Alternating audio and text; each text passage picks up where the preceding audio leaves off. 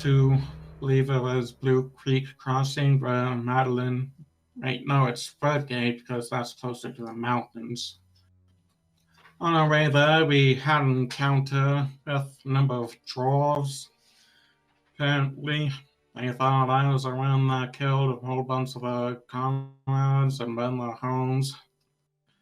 I was getting a bit close to showing them just how deadly fire untamed can be, but we got them all unconscious.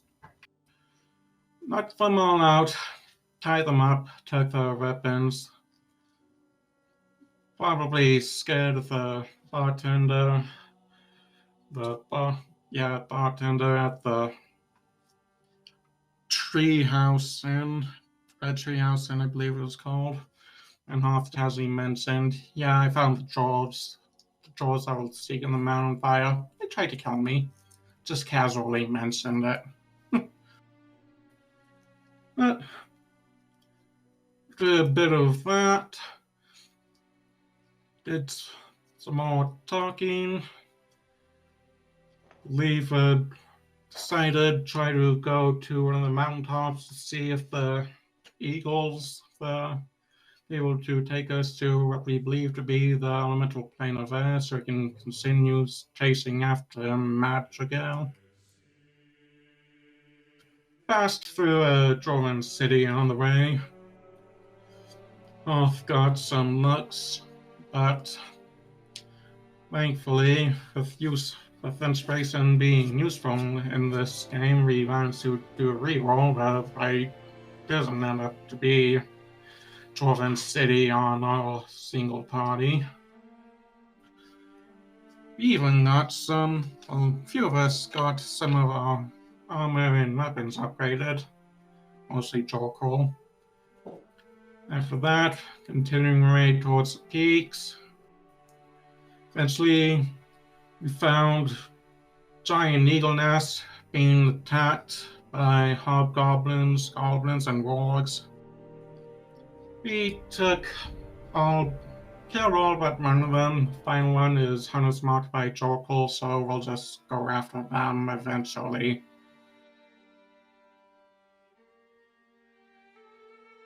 I believe that's about it. Correct, pretty much. As the very last thing that happened, after hearing some mentions of great hawks and giant eagles in nearby Duralag, traversing the mountains, you went ahead. Everybody can see, right? Yep. And you went ahead and killed a hobgoblin, goblinoid raiding party as Talius went ahead and saved this alien-like humanoid, this white in feathers with brown wings, the creature that stands. Give me just a second. Yep, okay. As the creatures went down by your blade with Madeline pulling up a very risky plan to knock down the Devastator, as the hobgoblin plummets to the ground, and as he strikes, you see a wand fall from his hands near Madeline's feet. She picks it up and looks at this silver wand, which is a wand of the War Maids. I believe I said last time. I can link it again. It is on the journal. As while others wanted to follow and get rid of the last hobgoblin, Jorkul suggested that we shall halt, as the hobgoblin would go back to its hideout, and Jorkul would get an idea of where that would be. But in front of you now, Talius stands, and Arakokra attends towards you and squawks, "Thanks you, stranger. That has been very helpful. I was out of breath, grasped by those creatures that raid our land. You have my eternal gratitude, which is not much." And as you see, the Arakokra tries to stand up with one of its wings completely charred and the other pierced. It stumbles and falls again. Catch him and try and help him up as well. Thanks, but I'm afraid that I cannot fly right now in that shape. The Aarakocra turns and looks at all of you as Madeline slowly approaches right behind everyone. But where did you come from, huh? I mean, you must be quite a ways away. Our kind is nearby here. We have a nest. Our great leader, my mother, Aka, rules, leads our tribe. We are hunters by sport and nature, but the hobgoblins have become much of a threat. We've been traversing those mountains. I believe our last nest is not a great fit for our tribe. Well, I mean, if you need any help getting there, we can always escort you back. You clearly are not in any condition to fly again, and plus we might be able to do something about those hobgoblins. That would be much appreciated. The Aarakocra says again as it squawks. But I suggest that you stay clear of the hobgoblin stronghold. A dragon resides in their cavern. It is a menace to all people that live nearby here. What you say, dragon? Dragon? Have any idea on how old the dragon is, though? I wouldn't. I have not seen it, but those that have say that its shadow can make the whole sky, can darken the whole sky. Suffice to say, it is not a youngling. Why are you here, Steve? Why is your nest not moved? We will. That is what we will do. We go from mountaintop to mountaintop onto the Black Alps, looking for settlement or for enemies that we try to thwart. Is many of your warriors, or is there still more? For it seems like you have taken many losses. The Aarakocra turns and looks towards the giant eagle and the eagles that are down to the ground. That is true, indeed. But but I assume our leader, my mother, would suggest we evacuate that position. It is not the place for her. Nautilus would look to the Aarakocra. We came up here on a lead to find, well, the eagles, and I assume your kind are, I believe, natives or also reside on the plane of air, right? Many of us are, but if it is transport that you're seeking, maybe our leader, my mother, can give you more information. The portals, the ways to go over there only pierce through the sky. Hmm. Well, we were already probably going to try and bring you back, so we could probably ask after that. That is very kind. I also know now where the creature, and he chuckles more and moves to a direction and he says, I know now where their fort is, their fortress. We might hunt again, but then again, we are here for a reason.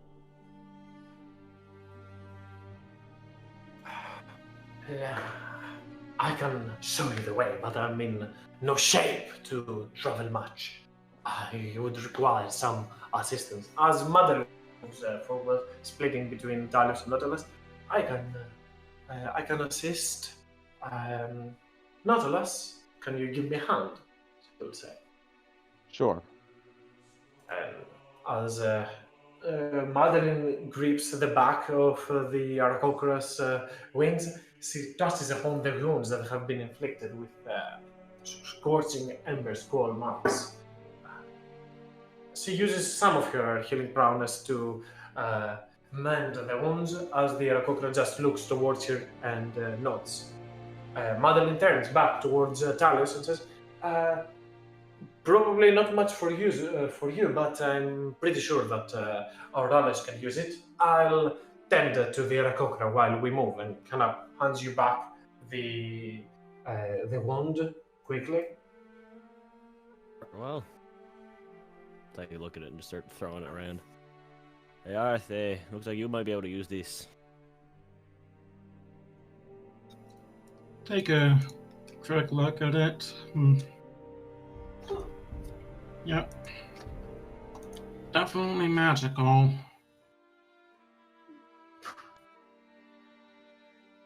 Joko brings over this Aarakocra body towards the group and puts it next to the other one. And then he goes, drags the eagle also closer.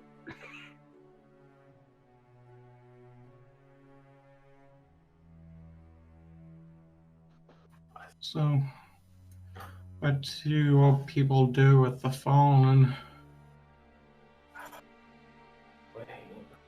Usually, a fall from the sky is a very painful but gracious death. We usually hurl our dead ones from above into gigantic cliffs and ridges to become one with the soil as they fall into pieces. Interesting custom. However, I do not see. I can see much cliff over. Do I see a cliff nearby? I'm sure. Why not?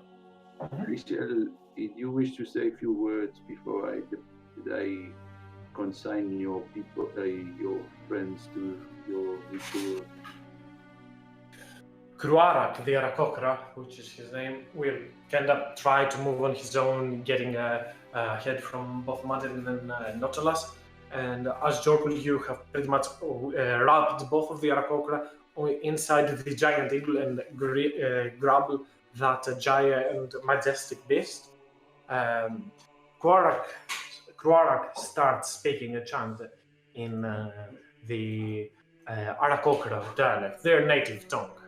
As it sounds a lot like squawking, like Valen when he was talking to those giant eagles. It is not the same, but it is kind of similar, you know, say, rah, rah, and squawking on over it as you hurl the Aarakocra and the giant eagle from that cliff. Once this is done, go ahead, Nautilus. Is it one of the dialects under Primordial? No, it is Aarakocra, not Oran. Oh, okay. As the beasts, the humanoids, the fallen ones, and the giant eagle are fallen from the cliff. Kruarak the Aarakocra says they may return to the winged dukes of Akar. Now, let's go find my people. On your way towards there, Kruarak seems very much harmed, injured, not in a position to talk much, as Ternok follows right behind as the invisible pest that he is. From time to time, he might choose an alternate form, becoming a bat to float, but won't say much during the travel, as there is a little bit of travel time that needs to transpire before you make it back to the nest. If you need to do anything before you make it to the nest, now is the time. I think I'm good. Mm-hmm. Do anything. Dragon, Okay. can you believe it? I have heard of such creatures. In my homeland, they are mentioned to have feathers. Is this true? You mean wings, says Madeline? From my people, they are called fire-breathing like us. However, they have giant wings or feathers. such is Guato, he will shut devour the world. But such stories are for another time. I am interested to see what your people believe dragons should look like.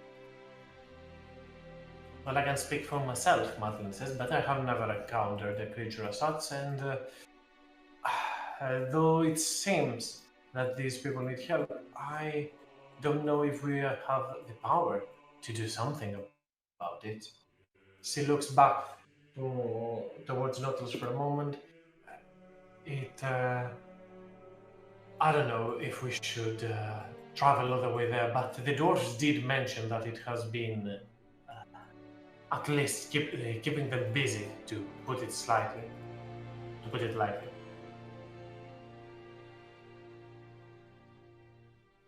Do we have a map? Like, would we be just the world? Like, I don't know. Would we have picked that up or no?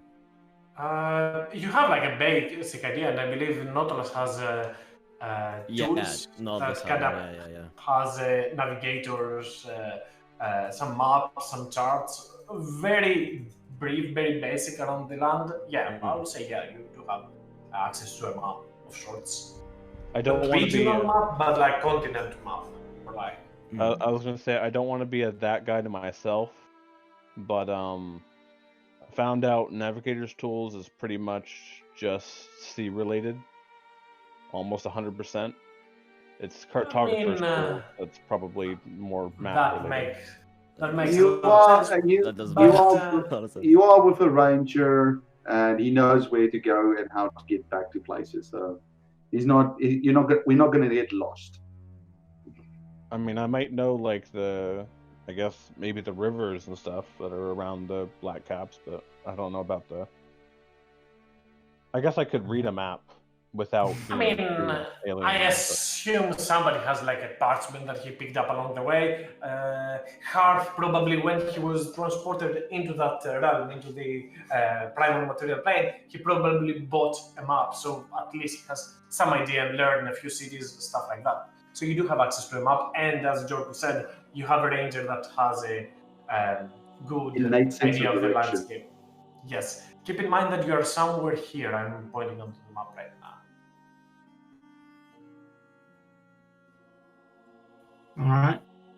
Near the mountains of Duralak. But yeah.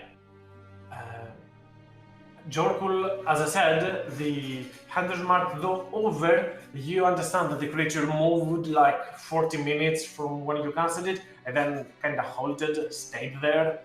So you have the precise location of their hideout, or the dragon lair, whatever that you want to call it. Ooh, interesting. Jorkul notes it. And if we have a map, he marks it on the map. That's the big side quest. Not that one. Yeah. But yeah, you guys were complaining that you don't have enough money. Well, Red Dragon's Lair has a lot of money, but you might not like what is on the other end. Let's go. I'm kind of actually interested. I mean, just from Drokul's point of view, fighting a dragon is kind of like, dragon blood. Maybe that will cure my issue. Does that the mention of the dragon, does that I guess resonate with Nautilus due to his thing with the Stormlord, or is that only particularly like when he sees one? Dragons are in general enemies of giants, if that is what you mean, but by no means anyone would force you to go fight a dragon just in a religious zealot quest.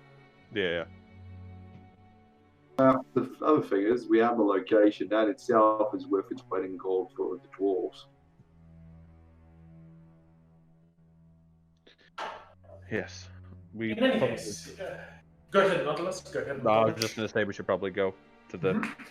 As you continue your way, you go closer and closer and find the ruins of an abandoned watchtower, as there is no one in sight. Groarak, the Arakokra says, give me a moment to call on my people, and kind of not crawls but limps forward at the very base of the nest. You see two somewhat like eggs, extremely large but ruined over time, probably belong to other kind. You can make, if anybody has proficiency in nature, can make a check for that, as the Arakokra slowly moves towards there and starts squawking.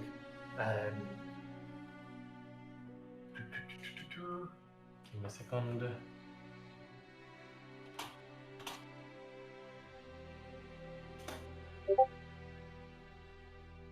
I send you a PM on what that is if you succeeded on the check, as the Arakokra starts squawking, speaking back in the Arakokra dialect.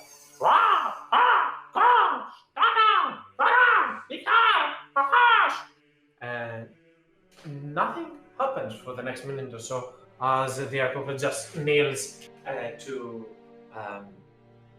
relax itself a little bit, to feel a little bit less pressure from standing up, the pain and everything. And though everyone is impatient to see those creatures appear, nothing is happening until a few minutes later. You hear wings flapping, and slowly you see eagles approaching, small ones that stand to the nest, slowly followed by a very way bigger creature, a giant eagle that flies all the way above and starts circling the perimeter. The flapping of the wings, though, doesn't stop, as one by one the creatures of similar kind start appearing, 1, 2, and last one, an Arakokra with full white plumage feathers appear, as it seems to be wearing a red ribbon and holding a spear and having some tribal marks, indicating its leadership status. As the Arakokra approaches, it looks down, and instantly flies all the way down.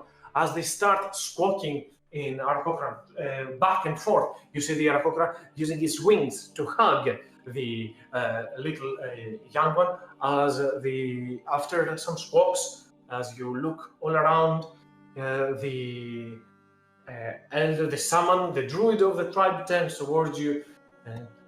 Thank you for saving my son. I am eternally in your debt. And as the leader of those Arakokra bows before you, you see the Arakokra up above slowly bow towards you as well.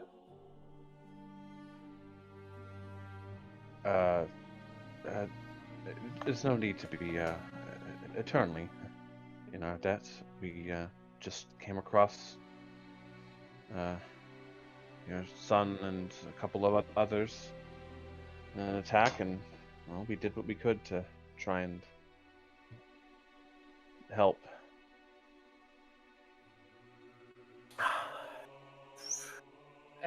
My son told me that you put your lives in danger to save him, fighting off those goblinoid hordes. It is the truth, then. There are many in number and powerful together.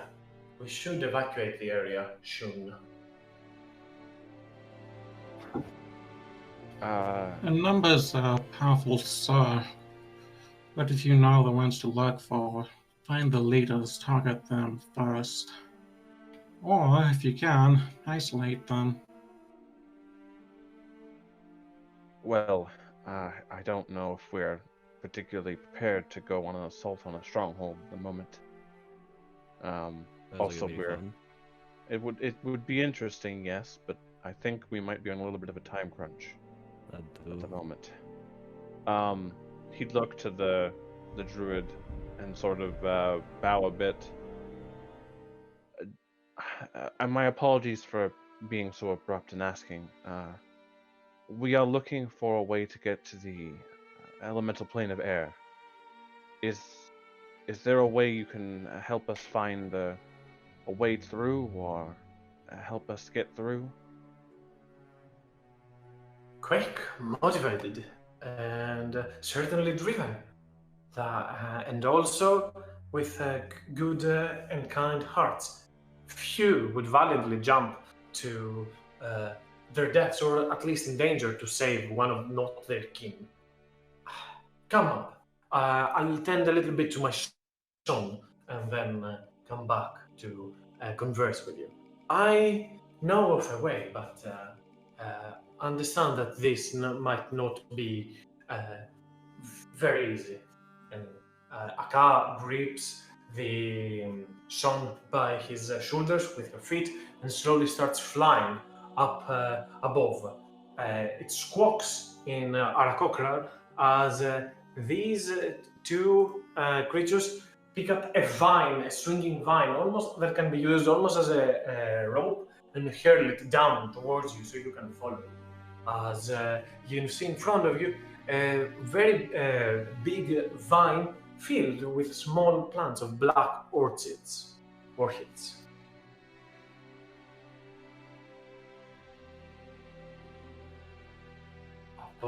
Madeline turns to the rest of the group and says, well, I guess we ought to follow them. They have a clue as to how to get there.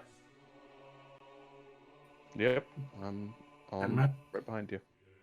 Pretty much all we need. I just they start climbing the circles.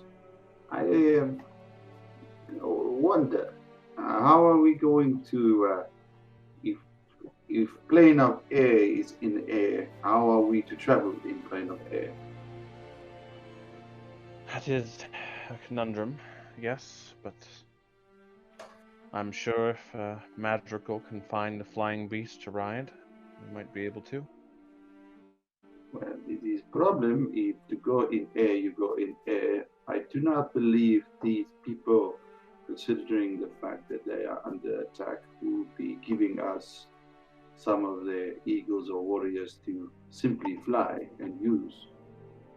Well, I mean, there is, from what we saw, there is land or land masses in the plane of air, so providing that we do find a clue to get there, we might be able to go to the plane of air and use its creatures rather than try and get any more aid from these people. And how do you propose we use those people? I do not believe it is. I do not use. Does Fire Hair have one spell maybe, or that controls creatures, or I do not see it simple as that. Even if I did, I would not be using it on them. Not these people. I was talking about the creatures in the other creatures that Nautilus was talking about. Not all questions are easily answered, unfortunately.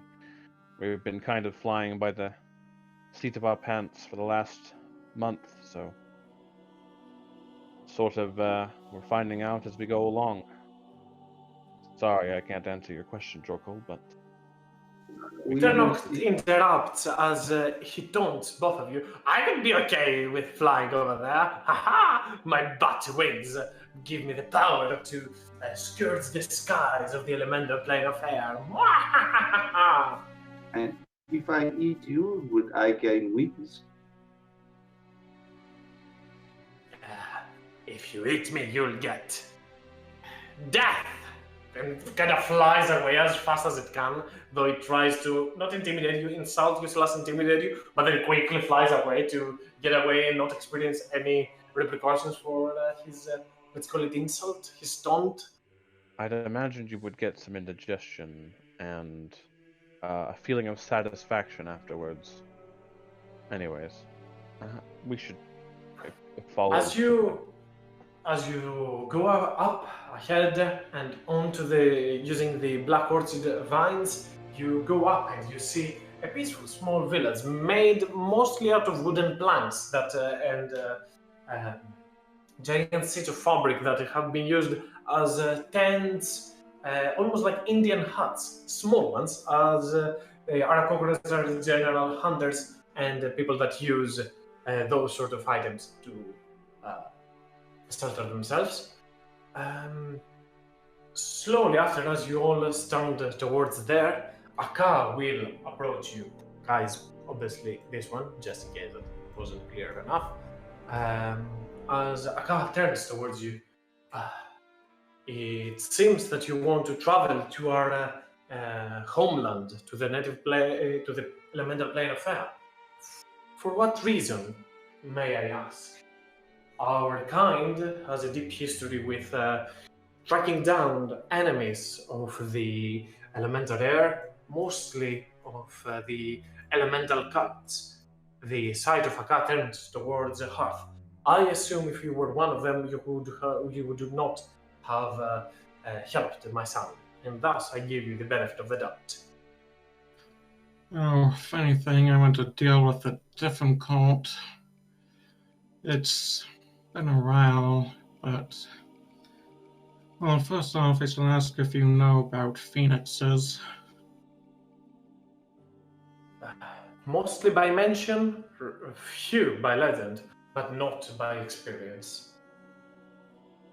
Oh, my people, well, my family in particular has had relations for a run for many generations. And I was driven to this plane by what appears to be another elemental evil cult that has just used my family's phoenix.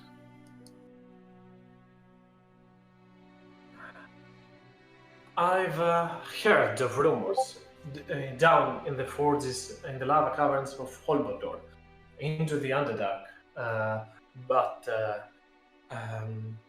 I'm not entirely sure of the stories. I'm sure that the dwarves would know more.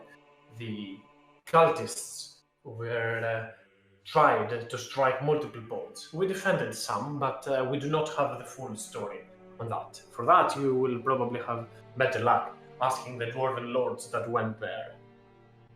Oh, they've done that. They've returned. We passed through a dwarven town on our way here.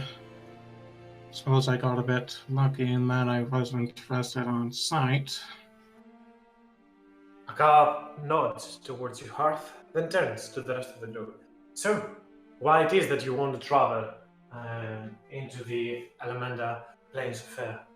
Madeline will step up. I have a person of much significant importance to me, and I know that they reside there. I need to seek them out. Aka turns, looks towards you, and aside from the plane, do you know where they are? Where do they find themselves? The Alameda Plane of Air is quite vast. If you do not know what you're looking for, you do not have much chances of survival. My abilities to help you, transfer you there, will not last for long. Do you have any idea where exactly you want to go? Did we get we got a view of a big of a city or some type of ruin, didn't we? A big. Mm-hmm. You saw what appears to be a manor of sorts, a place of let's call it a palace on the elemental plane of Fair. There was some sort of a large building, a palace, or some type of. I don't know. I don't know if it's a home or some type, but it's. We saw it in a vision, and we believe that is where they were going. That appears to be one of two things: either a cloud castle for that a giant might reside, or a place where a genie, a noble one, might find and call it home. Genie, huh? Madeline starts scratching her head. Since I do not remember much, but something of that rings a few bells. Cannot be sure. It's gotta start scratching her head. I think I've heard something like that before. She turns towards all of you. We've come to find some mention of, or kind of hesitates, not sure entirely of what. For genies in particular, well, 4 types of them. There was the Tao, the Jinn, the Afridi, and the Married. I don't remember the names of. I only remember the Afridi's name myself. We did get the names of a bunch, didn't we? Yep.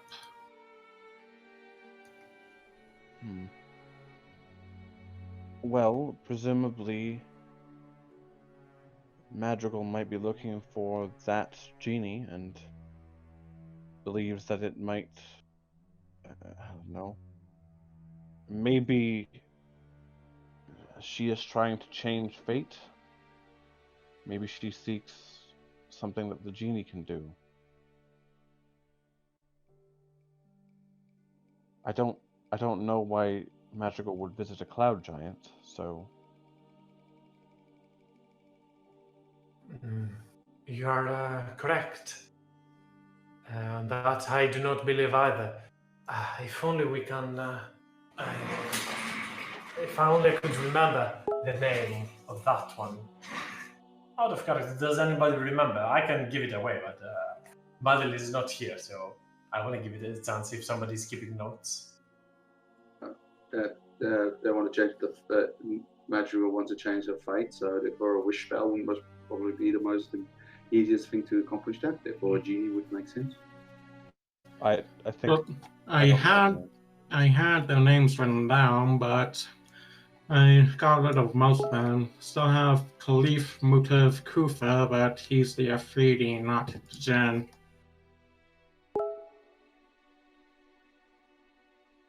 I don't got anything. All I remember is that we got some of the names. I'm scrolling up to see if it was posted here, because I remember somebody posted somewhere. Well, that'd be miles up, wouldn't it? That'd be like that's back when we were in the demiplane when we learned, right? Yep. I found them, all of them. Valen kept them as a note. Oh, I did? I'll repost them. Yep. Good job, Alan. Here it is on Lauren Info. Oh, well, there we go. So hold flawless looks like a ding ding ding to me. Kind of. Wow. So she'll hold the flawless. Bling face. I want to be bling face. Man, Madrigal must have not searched through all these notes very well. There's like, the first name. They were like, "Yep, that'll fix my problem." It's like I've got the entire list. Let's go from the first one. My randomization scheme is pick number 1. Madeline returns. Well, that might be true that my system might not be thorough, but also in all of those mentions, only 2 of them have the title as noble ones. She turns and looks towards Hearth, the Caliph Motif Kufur that you mentioned, and the Jinn of Air. I do not know much about those creatures myself, but I do not believe that the Efreet and the Plane of Fire sounded like a better place for her research. Could be wrong, but for one reason or another, she finds her place there. Do you know anything about those creatures, Har? Or she kind of turns then and looks towards Nautilus, or Nautilus, your kind after all are descended from the elemental planes, looks then towards Valen, and any traveler might have picked a few notes. All I'm saying is if we can pull at least what resources we have together and see if we can come up with something. I really hope we're not going to make Nautilus roll of history, because that's pretty terrible. It's right. Oh, I know more about Ifriti in particular than Jen. If they're talking about a noble genie, they'd be the most powerful of each kind. I mean, The noble genies are the only ones capable of granting wishes. I probably would only know about the Merid, considering my stuff on the sea. I guess I'd know about that genie, but they're not the ones we're looking for. These are not the droids we're looking Yeah, I for. was gonna say these are not the genies we're looking for. Madeline tends towards Valen. Valen, you always like to read and find out more about the world. You may ever was a mention about those creatures in any of your studies, or I think there might have been, but I'll have to lean on the DM to help me out here. you might make an arcana. For others, it would have been probably a history check for the ones that are native to other plane. But for Valen, given he's from material plane, and this is like magical inquiries, it would be an arcana check. Oh, well. Can I guess, are me and Harth going to have to make histories here? I then? have proficiency in history, but I honestly don't know if Talius would know or care. Arcana, it would be for you, Talius, not I guess, history. you know what I'm gonna. As he's listening to all this, he goes, Joker goes, and he smacks Valen on the back. Says, "Come on, pink one. You must surely know something about these creatures. You're always doing gazapple and doing things with your hands. I'll give you inspiration to roll again." Oh, are we doing this again? We bed down. Oh well, yeah. Oh well. I Already is mean, well you looked guys at gave today. me a lot of inspiration the other day. I need to give back. Go ahead, Valen, re-roll that. Okay, it's on its way up. Let's keep going. I respond to positive encouragement. Must I hit you harder, pink one? Out of character, Valen, how much do you know actually about genies? Out of character? Rules is written, probably not a lot, but I know a tremendous amount about them in general. No, like in D&D lore, if you have any sort of knowledge that you like to vaguely, not demonstrate, but introduce to the story, feel free. Very vague, very small stuff, feel free to remember it. With it, then you at least have some idea of what these creatures are. Can I, based on Merids, make a history check? I mean, it wouldn't give you much information about genies. You can you can get information about marines, but probably not much of that for the thing that you're looking for.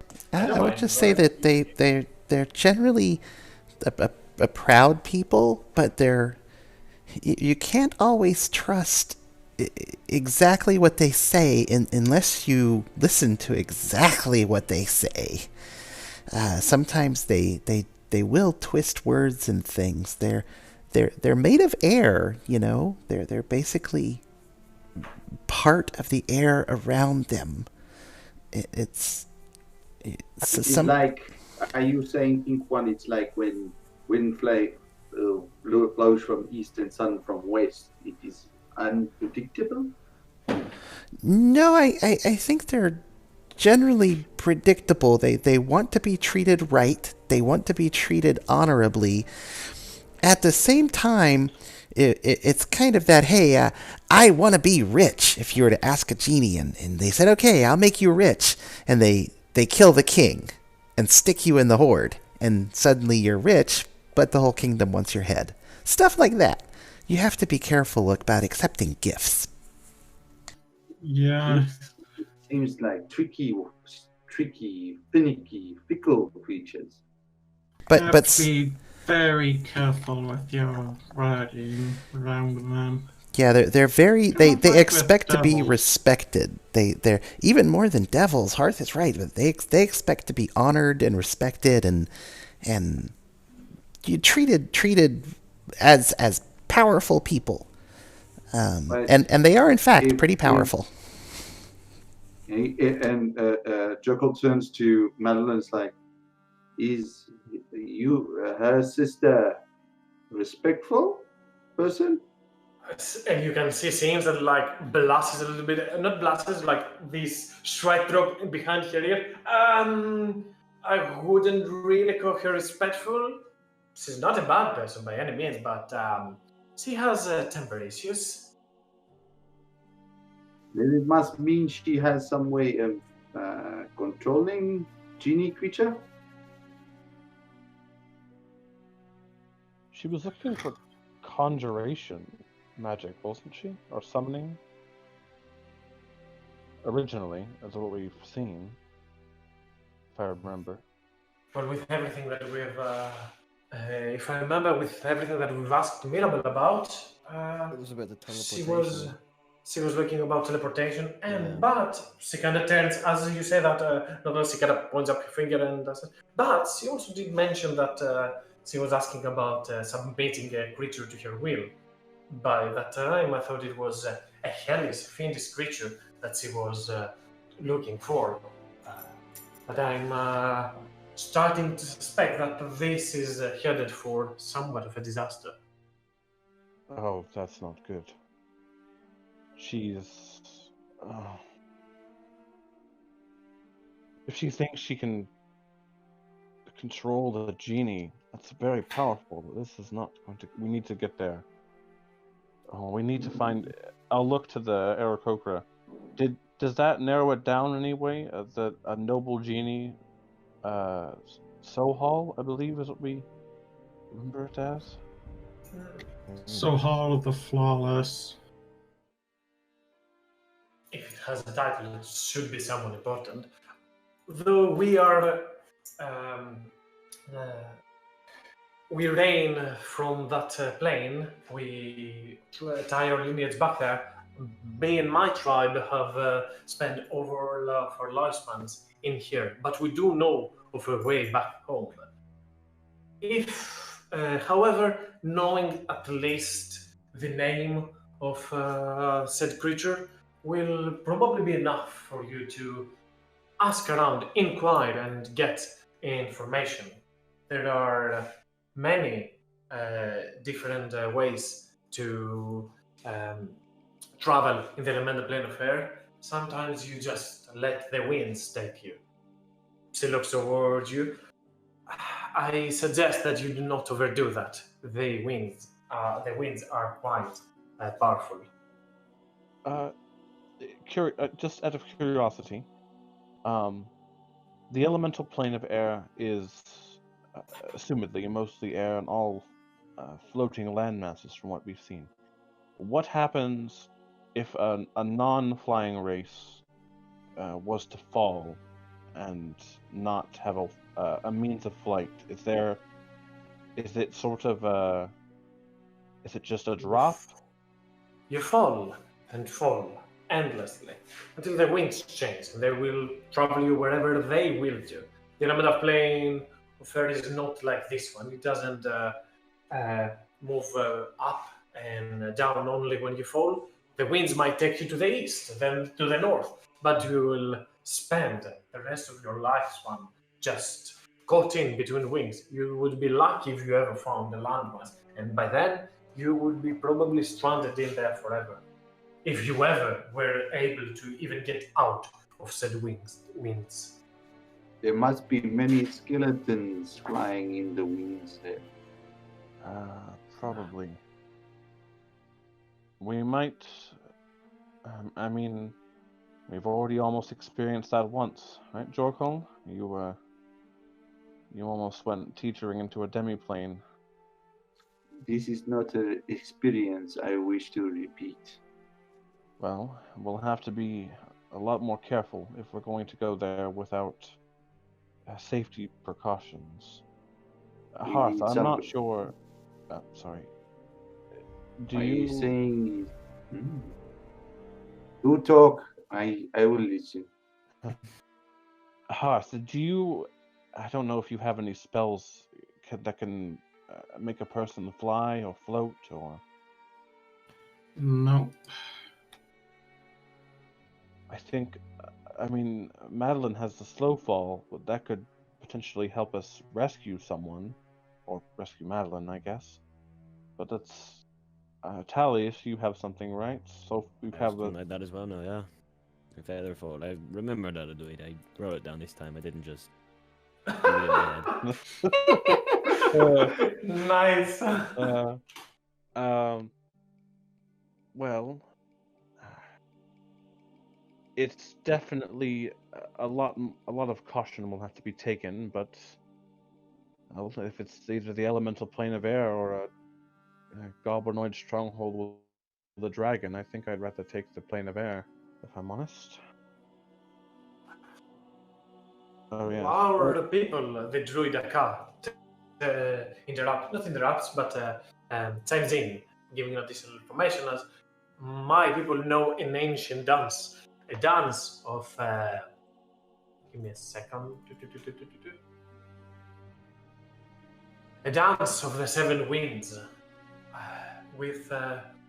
It is an ancient ritual, and will give you the ability to be safe in this plane for some time, at least.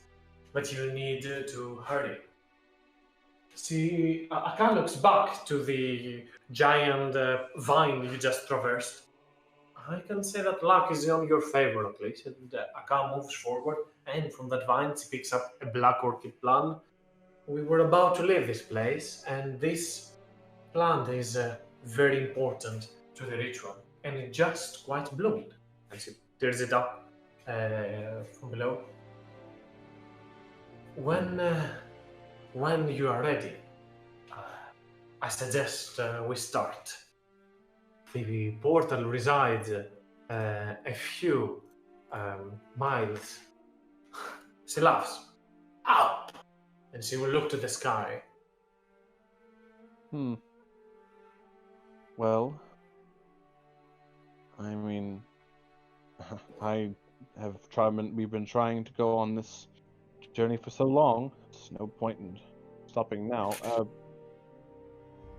Nihilus will turn to. What's my problem? Can you repeat? I say we have one small problem. If we had money, we could buy probably transportation or something in this.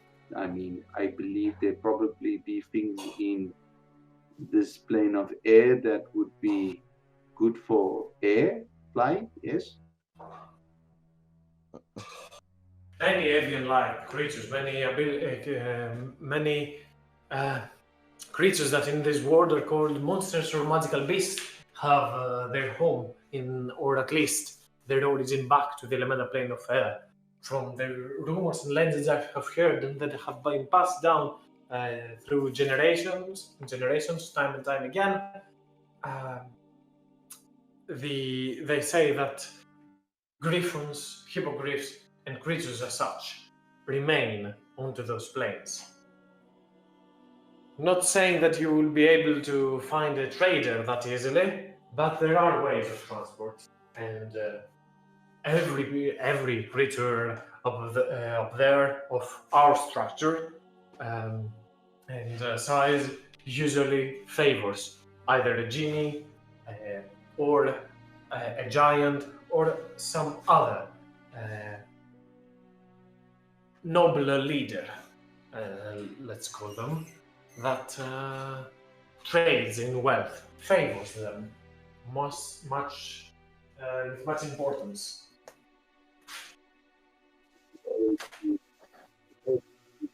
Plane of air things, plane of air things. Why can't we just stay in place where there's 2 feet on ground? Well, we're Instead trying. of air, fire instead of water.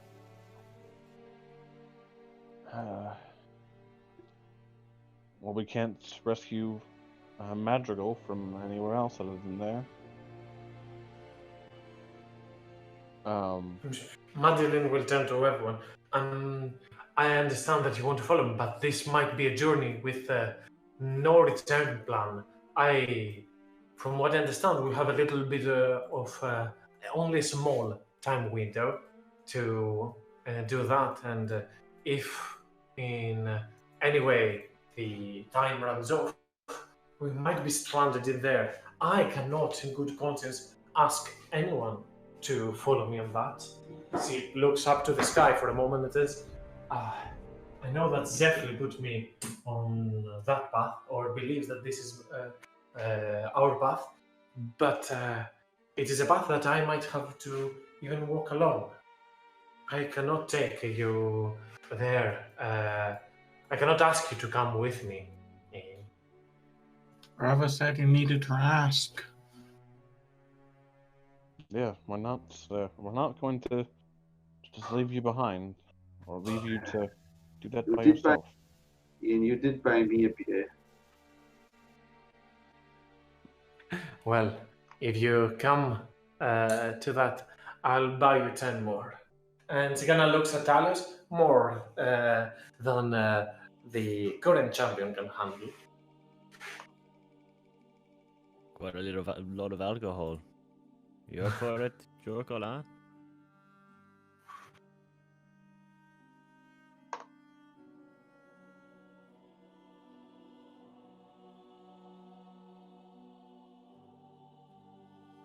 Jorgo, if you're talking, we can't hear you.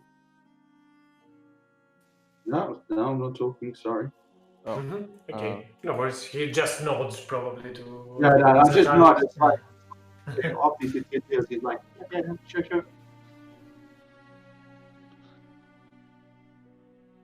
I am. Go ahead, Novelas. my only question is, and I'm gonna flat out ask out of game. I know this is kind of meta-y, but is this something? Are you giving us hints that we're totally missing to go kill the dragon first? Because I have not given a single clue of that you guys should go kill the dragon. I've said that if you want, you can go ahead and try. I'm not suggesting it is for your level. It might be, it might not be. That sounds like a clue. I mean, the Sky Swimmer probably wasn't for our level. We beat that. Well, that was just the Skyworm. This is a stronghold of hobgoblins plus a dragon. So, yeah, I think Nautilus would just say, yes, I'm gonna say I will go.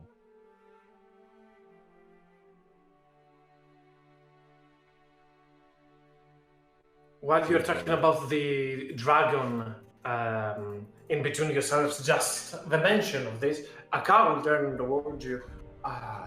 I've seen, our kind at least has seen in the past, others that tried to raid the stronghold. Some went inside, but not all of them ever left. And those that did came out running in fumes. You know what? I really do start to think that the Plane of Air is a better choice. Do we at least know the color of dragon? Like, is it chromatic or metallic? The Arcocro will say, well, if it breathes fire and puts under its wings goblinoid, I suggest you know the color of that dragon. The Dungeons and Dragons standard, a red dragon. Mm-hmm. Let's go kill him. That's pass on my part. I'm not adding to your counter again. Ouch. That's yeah, no. No, you're not tempting me like that. Nope. Already lost one and almost lost the second. Why do you tempt me like this? You tempt me. I want to go and kill that dragon. Screw your dungeons and your dragon. Oh, good. want to go and kill that dragon now because you told me it killed 2 people already, 2 characters. I want to go there now. But Well, she now- did pay me a beer. She did pay me a beer, so I'm gonna Now tell we you, gotta- if it's a red dragon, most of my spells will be worthless. Yeah. Well, this is the dragon that came from the Outlands. not that one. That's a different one. Anyways, well, I guess it's the plane of air then. Is this this one is just curious. Does the flying people have anything to help people that are not flying to fly? They were talking about a dance that would do that. A dance of the 7 wings, as it is known, a prayer to the winged lords, to the winged dukes of Hakka, that will grant you my wings. How long did you say this will last? Days, not just a couple of them.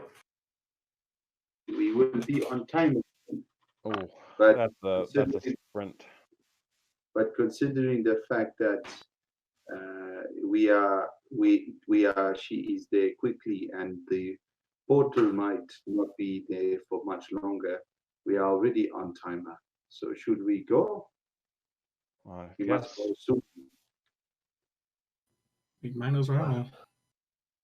I And mean, there's like we rest maybe and then do the winged dance of the 7 winds. Take a breather among you, because you never know what you will find out onto the other plane. Do remember that she looks towards you. Since no one of you is skilled in flying, you should keep in mind that if you are to ever engage in any predator of that land, any combat or else, you better remain into solid ground. If those creatures get a grip on you and hurl you down, losing your balance might be prove similar deadly as to if you hadn't have flight at the first place. Out of character, because it gives you flight speed and not hover. If you get prone, you fall like you would normally. But just keep that in mind in combat scenarios. Okay, you are not winged beings. Do not take things on that's been living their entire lives with wings or in the air on an aired combat, which makes logical sense. And Aka says, "Well, I'll gather my flock to grant you to do the dance for you and grant you my wings. Get ready. You can have your short rest while you do that." Short rest, not a long rest. Yeah, I assume you it's want to time sensitive, leave as fast as you can. Yeah. Plus, they're moving camp like today, most probably. Mm-hmm. All right. Gonna roll fighter hit dice.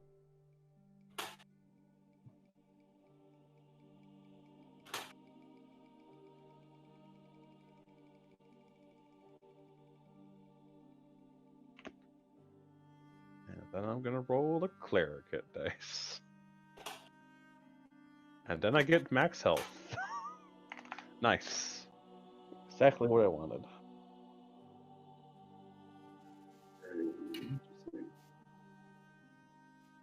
If anybody needs Away. to roll hit dice and stuff, now is the time I shall roll for Madeline at least, a few of them.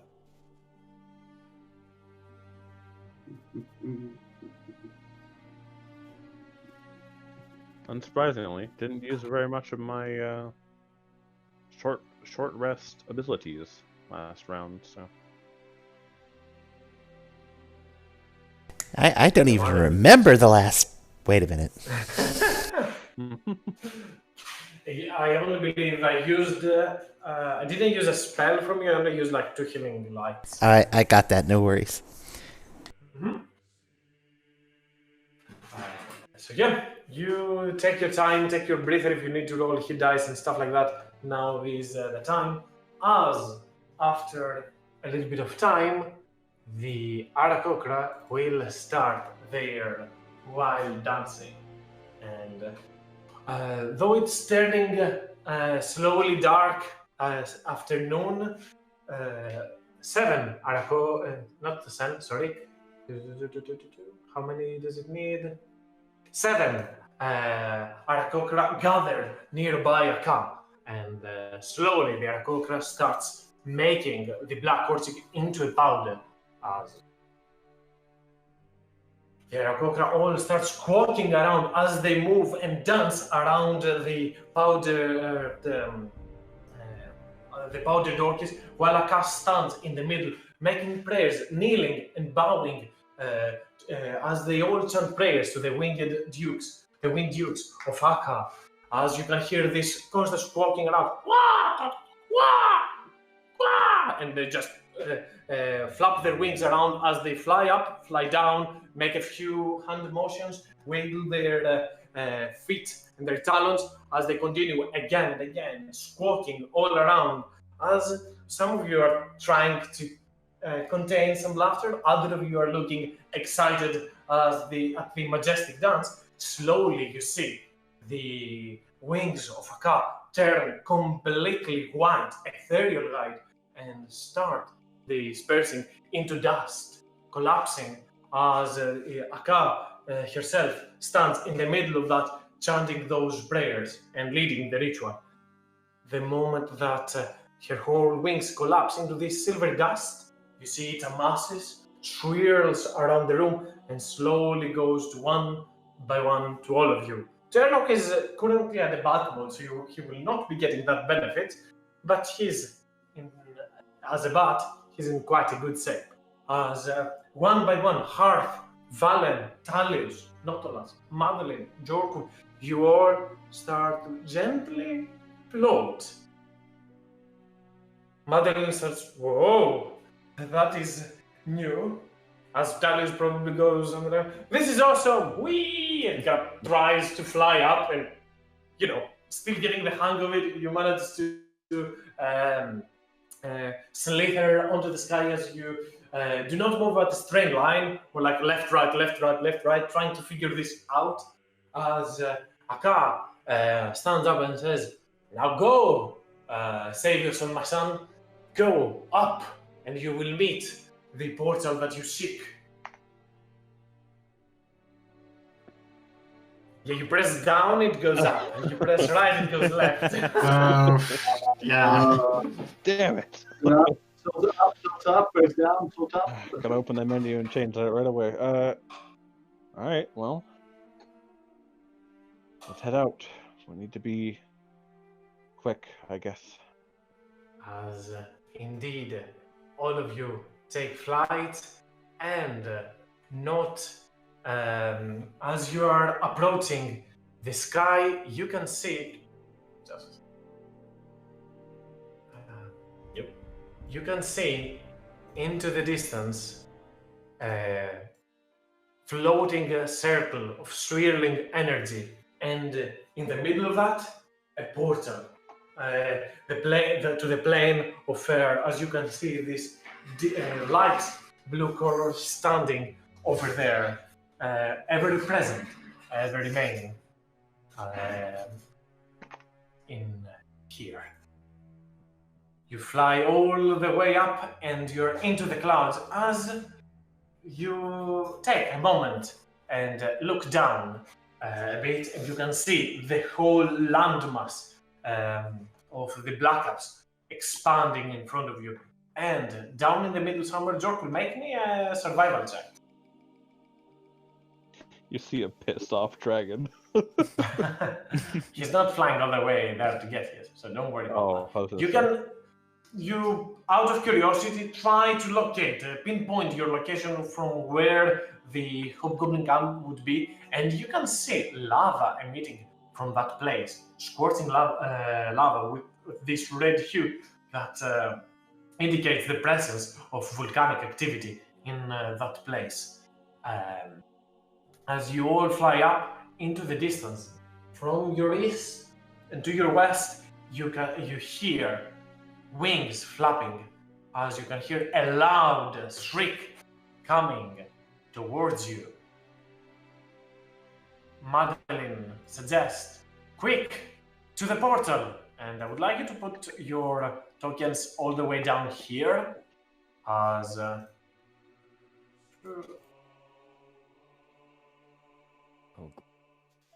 Why do I see dragons? Oh, there's dragons. wyverns, not dragons. Keep in mind, everybody has a flight speed of 30 feet. Anything that increases your movement does not stop, does not work with that. Keep that in mind. But I'll honestly tell you, I am now so angry at myself. Why? Hindsight. Not taking that freaking dragon sword. Yeah. it was so clear. It's, some crazy cool dragon sword. You're like, oh, it's never gonna be used. Man, that was getting hit by the foreshadowing stick really sucks, doesn't it? Well, I mean, we all agree that the undead and fiend mace sounded more usable than a specifically wyvern and dragon killing implement. Missing both Talius and Nautilus on the initiative. You can just not Nautilus, sorry, Jorkul. You can drag and drop your character sheet and you will see your my character sheet. Yeah, if you drag and drop it from the journal. Oh, I didn't know that. Very Sweet good. tricks. Very good. Very nice thing. And with everyone now on the initiative, Talius, you go first as you see those wyverns both moving towards you. I have a flight speed of 30, right? I don't have my usual 40. Yes. Okay. Dang. They will be moving quite soon. And more importantly, way faster than you. Yeah. I'm trying to think. I'm just gonna dash. I don't know what else to do. I'm gonna just start going for that portal. Right to there. 30 here. And then 30 there. Cool. That's my turn. I don't know what else to do. Okay, the next up, the wyvern, obviously it's gonna go for Talius. It will fly straight up towards you, and since it is flying, in place of a bite attack, it can use its claws. So let's do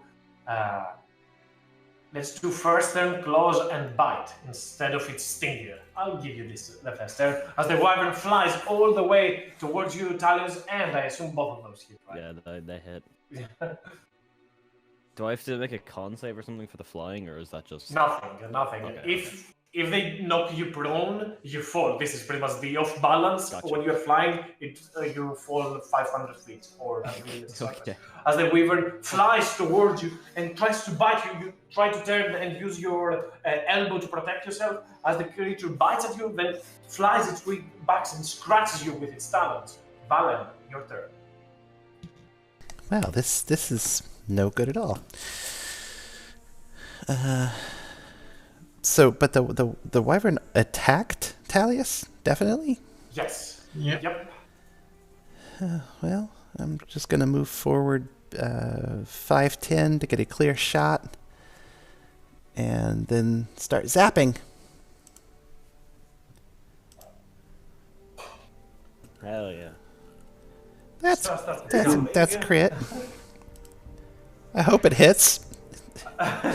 On this one on Talius, correct? Yes, correct. On the snake. Yeah. And then second is a 17 to hit. Yes, it hits. At this point, I assume you have seen many wyverns into this campaign. So. Oh yeah, You know that's, you know, I used to hang out at the milk bar back home with them. It was great. They were bullies. As Valen, you fly up forward and hurl two blasts of shining energy, striking at the wings of the wyvern, hurling it back as it slowly flies back towards Dalus and changes direction towards you for a moment. On its turn, but yeah, anything else, Valen? You are the target now. I'll move forward just 5 more, and that's it. Jorkul, your turn. Just confirming, are airplanes 30 flying, or is it equal to our movement? No, 30 feet of flying. It's a specifically Just 30 feet of confirm. flying. Confirming. So he goes 30, and tell me if this is legal or not, or how I would do this. Okay, one more. How can I throw a javelin at its wings?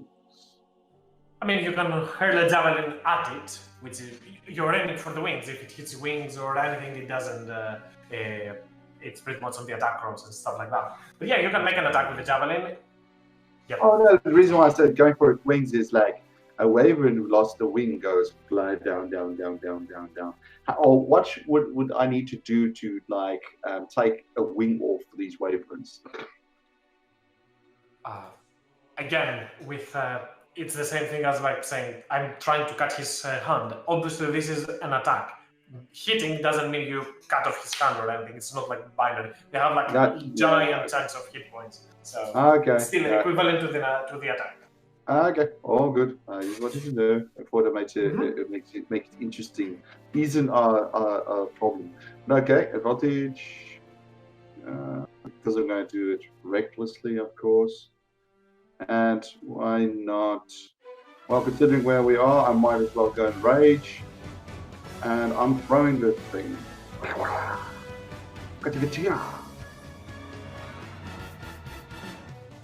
think that's a miss. 15 hits. Okay. And it's a javelin, so you do have the range for that. So 7 points of damage as you pick up a javelin and hurl it at the wyvern. Although I'm not sure if you foresaw, but as you hurl the javelin and strike against the wyvern, the javelin is stuck on its leg as the wyvern springs with its wings and tries to remove it. This javelin falls all the way down. So you're -1 javelin now. Anything else, Jordan? Yep.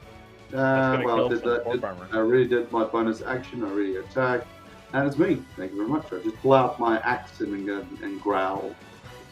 Not us. I don't know I don't know if I can. This is going to be definitely an idea.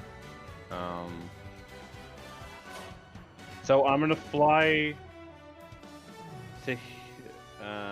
Okay, I'll fly to here, and I'm gonna sort of. I don't know if I have like any strap on the hammer, like so I can swing it like Thor, but I'm gonna swing it around. I will cast my racial ability, Gust of Wind, straight through Talius towards the portal. Okay. So 60 I feet. really like that. And it's gonna give. If I will yell to Talius, remember what they said? Let the wind take you. And he's gonna. If as you swing out your warhammer on his turn, at the start of his turn, right? Yeah. So there's a gust of wind for 60 feet right in front of me. As Madeline up next will start flying towards there. She picks up her glaive. This is fun, and she will take a dodge action as she sees the other wyvern approaching. Ternok will be moving with a dash action behind Jorkul, as the other wyvern will indeed fly towards Madeline.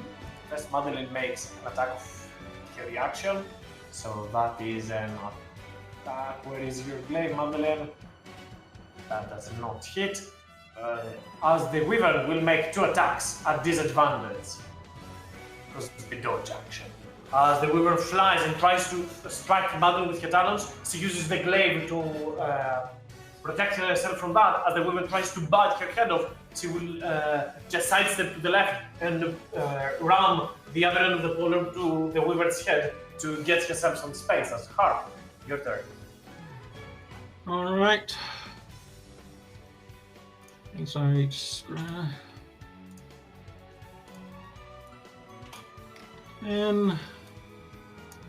20, 25, and then just for dramatic effect, I'm gonna try and put a firebolt down this wyvern's throat. Mm-hmm.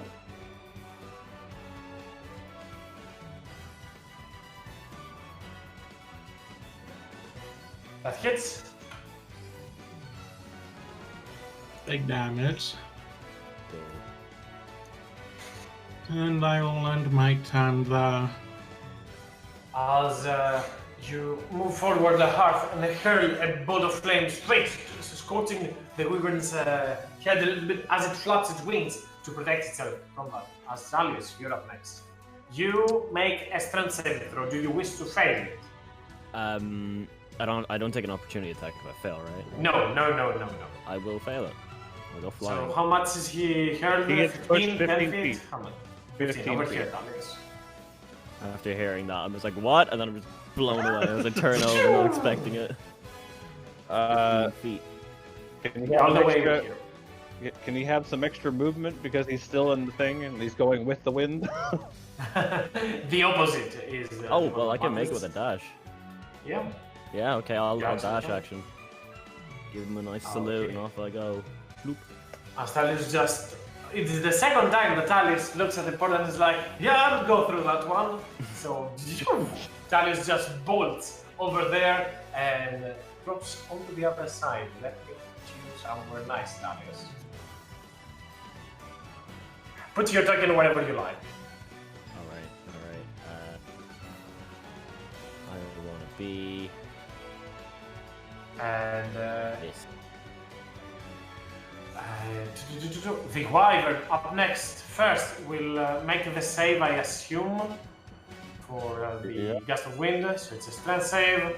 It fails, so 10 feet behind, as it will then use 10 of its feet to start flying backwards, as this is 20 feet for it, given that it moves against the gust of wind. So it will instead fly southern to get out of that wind and then change course to go all the way here and making one attack against you, Nautilus, and one attack against Madeline.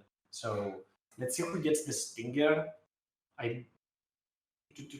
You take the stinger, Nautilus, and Madeline gets the bite attack, which is at normal because she is flanked. The 14 does not hit Nautilus, but the 20 does hit Madeline for 10 points of piercing damage. As the wyvern gets out of the way of your gust of wind, the wyvern flies towards you and tries to sting you with its stinger while it tries to bite Madeline. Madeline suffers a blow on her back, but she is still fine by all means. Valen, your turn. I'm gonna yell out, everybody, just get away from them. Has it been an hour? Yes, it has. We telegraphed it, didn't we? Yes. Yeah, never mind. We're good. Music got loud. I just yell, everybody, just get away from them. And then I'll fly forward just to there. And I'm going to aim 2 bolts at the northernmost that's closest to Nautilus. First one, 26 to hit. That hits for 5 points of And damage. second one, 14. That hits as well. Both of those hit. As you strike at its torso with your shining blast, anything else, Valen? I'll just keep yelling for everyone to just get to the portal.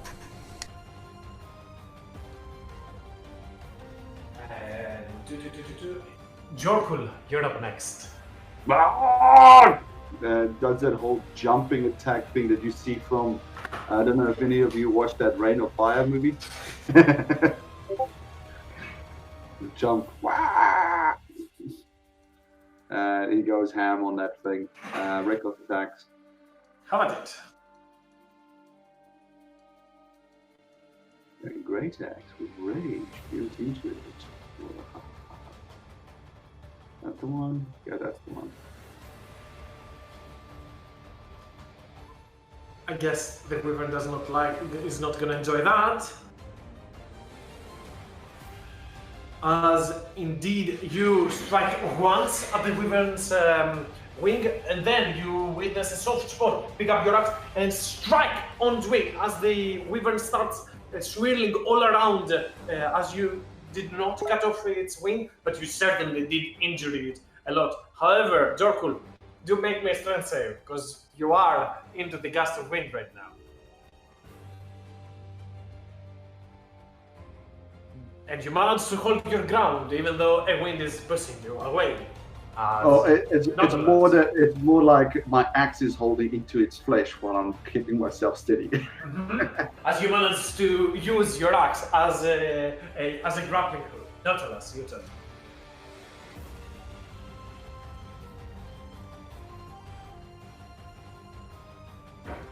You're muted, Nautilus.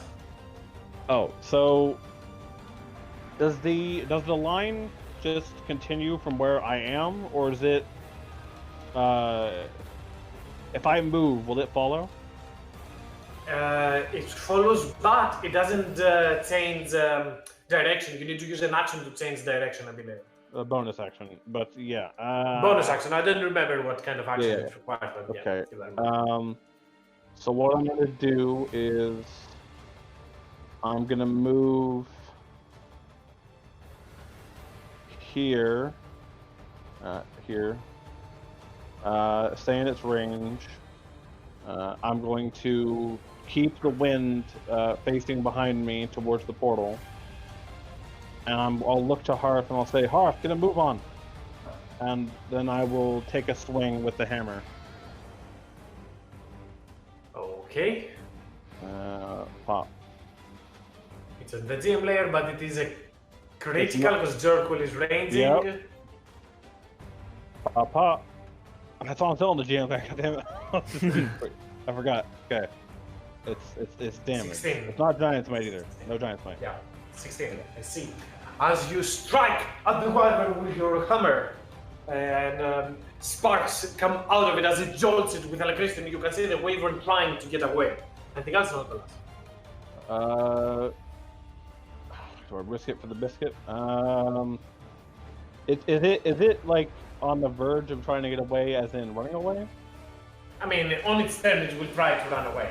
Okay, well, it better learn, because I'm gonna use the rest of my movement to keep moving. Okay, they are not very bright, so it will make an attack of opportunity as you try to get away from its reach. But it will not hit us. It will strike with its stinger, but hits the back of your hammer. Remind me, Nautilus, where are you using your bonus action thingy? Who is it facing? It's still facing towards the portal, so... Okay, so if somebody moves towards there, they'll get an extra boost. As, Madeline looks at that, and she will say, go, I got this! And she will try to grab that creature. Yikes, but you never know. Wow. Barely did not hit, but she did not make it, but she will try a second time. Oh, come on. Hey, a 7. Oh, 17. As Madeline tries to get a grip of the wyvern, but fails to do so, she will move towards here. Move onto the portal! As Terna will heed Madeline's warning and fly all the way towards there. He will even go inside your thingy in order to get like this extra. Oh, sorry.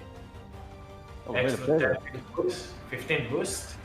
As the wyvern will turn towards. I guess Madeline is the only. No, wait, not Hearth also hit at it, but it will shift towards here. So it has 2 enemies within reach.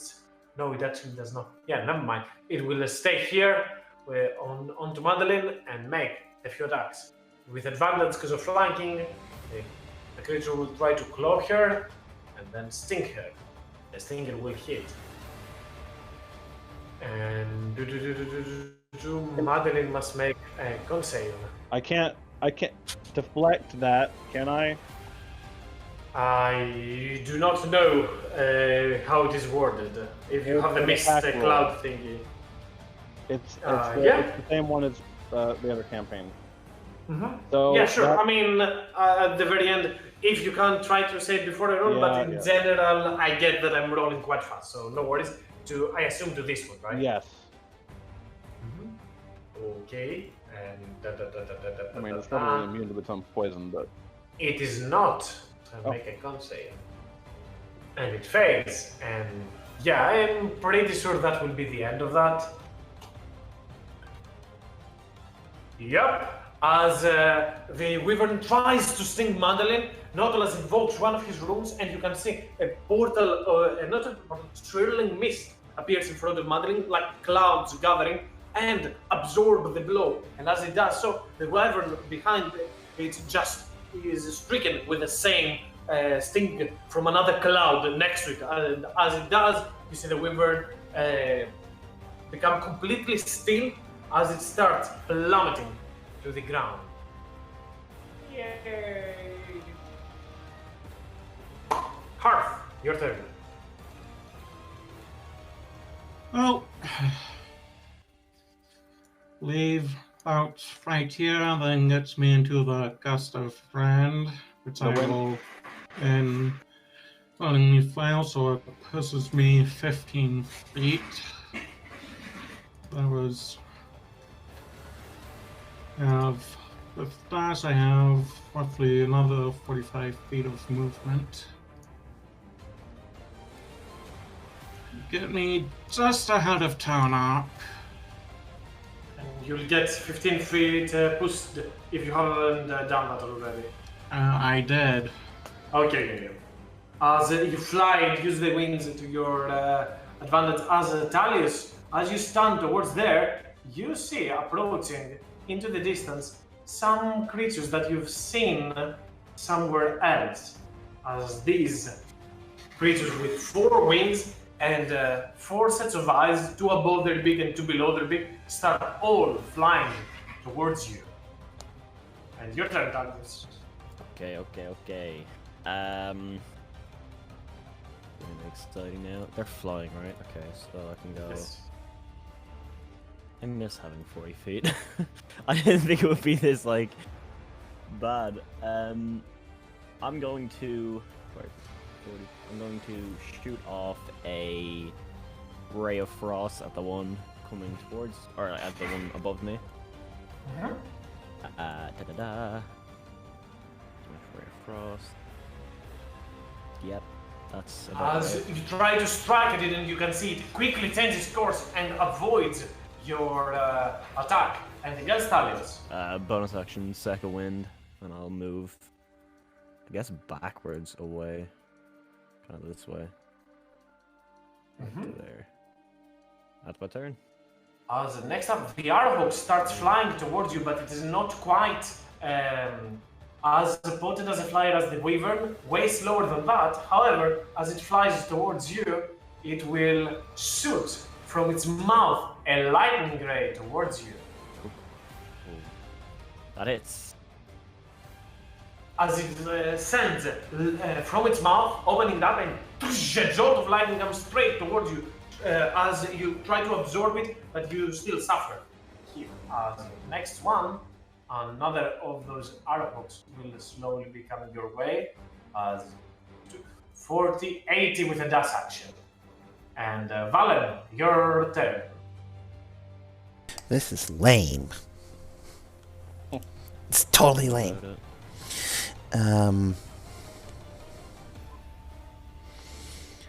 Does Jorkle look like he's just gonna keep attacking everything? Yeah. I mean, Madeline did pay him like already bought him a beer and promised him more, so He will be going after the Wyvern. I mean, his employer's in danger. Really?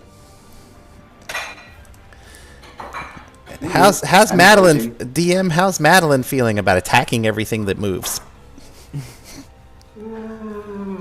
No strong feelings. He's trying to get the attention of the Wyvern so you can move forward and she will follow you then. This is like the plan. Okay, well, I will... Also, if you remember, Wyverns are not creatures or beasts. They're monsters, right? Yes. Go ahead, Valen. Okay. I'm going to move forward to Madeline. And not the Wyvern, but more to her. And then I'm going to look at Jorkle and say, let's get to the portal. Let me actually move right there. Is that 10 feet? Yeah. And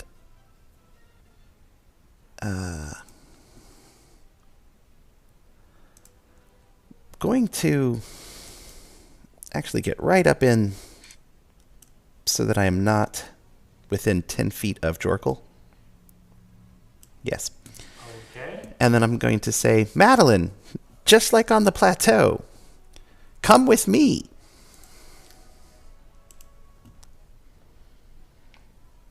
I see. And I assume you're moving towards there. Yes. Right up on it. And you should roll one extra d10 because it is higher casting. But yeah, Madeline will be willing, obviously, as you just burst and that is okay, it's a good roll. As the Wyvern makes a save, it fails, so that's 20 points of damage added. As instantly as you move forward and grab her by the hand, Valen, you just an explosion over there as you reappear next to the portal. I assume you use your remaining movement to jump in, or I can put you both on the other side. No, I'm actually going to stop right there. I'm going to stop myself on the edge. And Okay. that was a action. Yeah. That was an action. And then I'm going to yell to everyone, hurry up! And I'm going to stay on the edge of the portal and fire up some shining blasts just to cover everybody. And I'm going to end my turn waiting at the edge of the portal. Jorkul, you're up next. Well, I'm going to move 30 and then I'm going to attack his thing from that angle. Alright.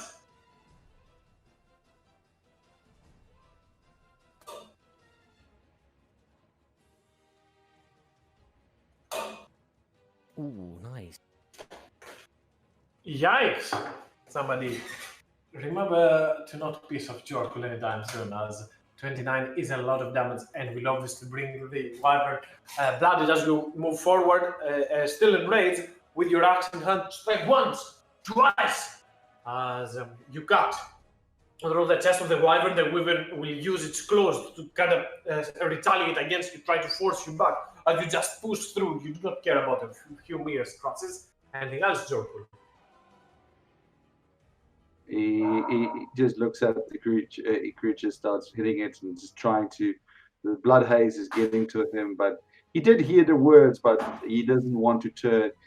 He saw how quickly these creatures flew, and he's like, he was not going to allow them to stab us in the back. So he's going to continue wailing until this thing falls to the ground. Okay. Is this the dragons you've been talking about? Nonetheless. Nautilus will fly. He'll fly up here. I'm gonna measure to see if I can. Was that wind? Was that gust of wind still there? I mean, I think it moves with me, so I won't be able to benefit. Will it? No, you cannot benefit from that. No. Okay. So then With you. I'm gonna get rid of the gust of wind because I don't want to push. I don't want to push Madeline and Val into the portal. You could redirect it and push Jorkle further away. I mean, Yes, that's. Or the perfect. Wyvern. You can put the Wyvern away if you want. Like, Yeah, but it's a 10-foot wide thing, so it would hit Jorkle regardless of if I aim it. Oh, I see. Yeah, okay. So I'm gonna just cancel it I guess I could make it to the portal, but I feel like getting rid of this wyvern is going to get Jorkal to us faster. So I'm going to try, as I say, to guiding bolt at first level. HoD. You got it. No, I don't got it. You don't got this. Still got it. You don't got it. As you fly onto the wind, and you're like, this is awesome. And you get cocky a little bit, you swing your hammer around, and as you try to hurt your guiding bolt, your hammer gets off your hand a little bit, and you like open wide your eyes and try to go reach for your hammer. As you grip it, and your bolt has gone already far wide. And the guy's not last. Nope. As next up, onto the other side, another arrowhawk is flying towards you, Talius, and from that distance, it will attempt to hurl a lightning ray towards you. Oh, Yikes. Yeah, that the hits. Fuck? What the fuck? Absorb elements. Holy Jesus. I mean, it rolled very low on the last one. Oh It my rolled God. like a 5 one. As this is a way more potent one, and as you look towards it, you see instead of like this jolt of lightning that was coming earlier, now a blast of lightning is coming your way, and instantly you use your magic and protect yourself and absorb a portion of it as you suffer 16, I believe. Yeah, 16 it is. Damn. As Madeline will turn towards you, Nautilus, to you, Valen, and Nautilus say, well, see you on the flip side. I'll make sure everybody gets over. Don't worry, Madeline. As he will fly onto the other side, and I'll put her here. And with 30 feet of flying, 25 feet more, she will come all the way here and dash next to Talius and onto the ground. Great, more flying things, she will say. Nice to see you there, she will joke. Good to see you Ternok, right up next, will be flying all the way towards there and look at Valen. Ha! You are gonna be dead! And then fly into the portal. Put it on the GM layer. I'll stay back to Valen. I'll kill him if you want. I have no room for that. As Ternok flies over here, he will take the dash action. Uh-oh! Guys, protect me! And the wyvern up next will make a few attacks against Zorkul. If Nautilus actually hit, it would try to go away, but not yet. So, did you attack recklessly, Zorkul? Of course. How anders? Yes, of course. Okay, so the wyvern now has advantage against you. So That's correct. First one misses, second one hits.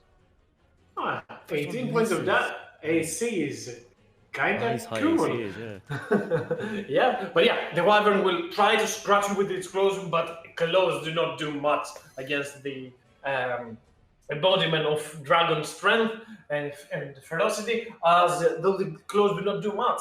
The stinger will actually pinch you onto the side for a total of 23 points of, no, not 23, 6 plus 10, 16 points of damage in total, as you mitigate both the piercing and the poison damage. You flex your muscles to get rid of that poison. As a Hearth, you're up next. Okay, for the movement, and I don't want to.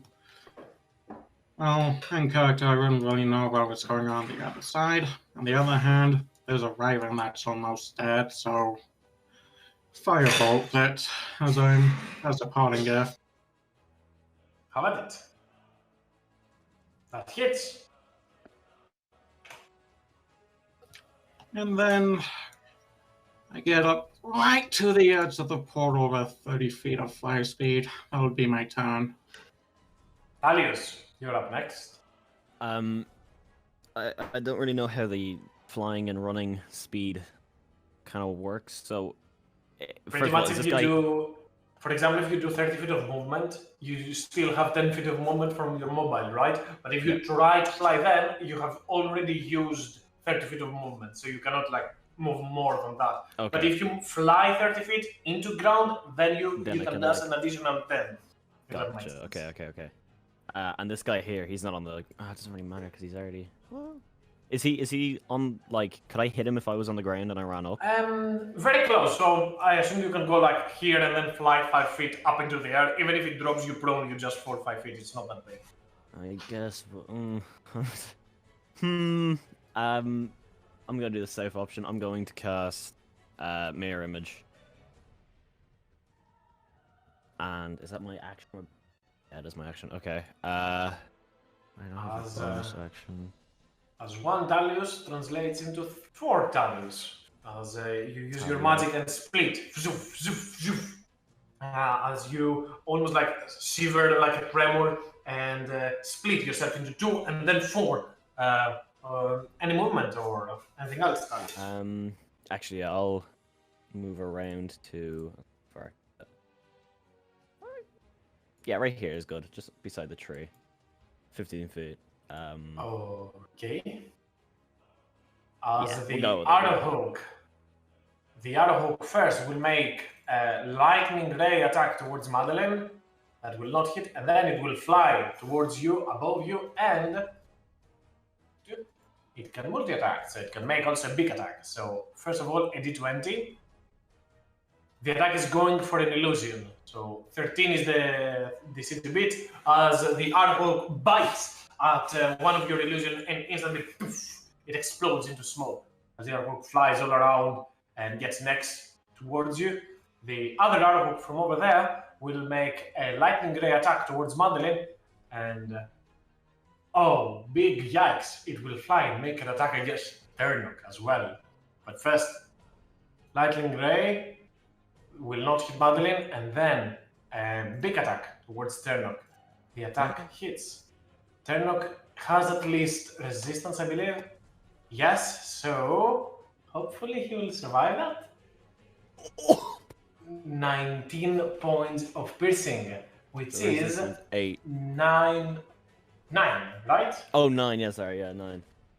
Yeah, 9 points of damage as the Arrowhawk flies all the way, and you can see Ternok and bites at it as Ternok is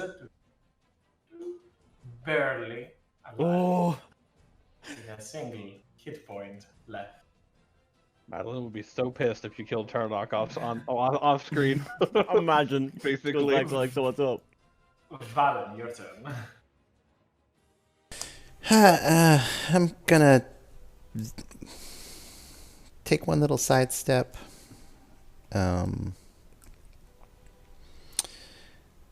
I told Madeline that I would make sure everybody got through, so I've got to do that. So I'm just gonna throw a couple zaps at the wyvern here. Okay. 13. 13 hits. 12. And... ooh, critical fail. As you hurl 2 strikes, but only one of them strikes as you smack the wyvern, zap the wyvern onto its head. You didn't say Frazapple, and that's why you get a 9, by the way. So as you hurl your blast, it strikes onto its head, and the wyvern goes off balance as your second attack goes way wide. And then I will stand there and yell, "Come on, people!" That's it.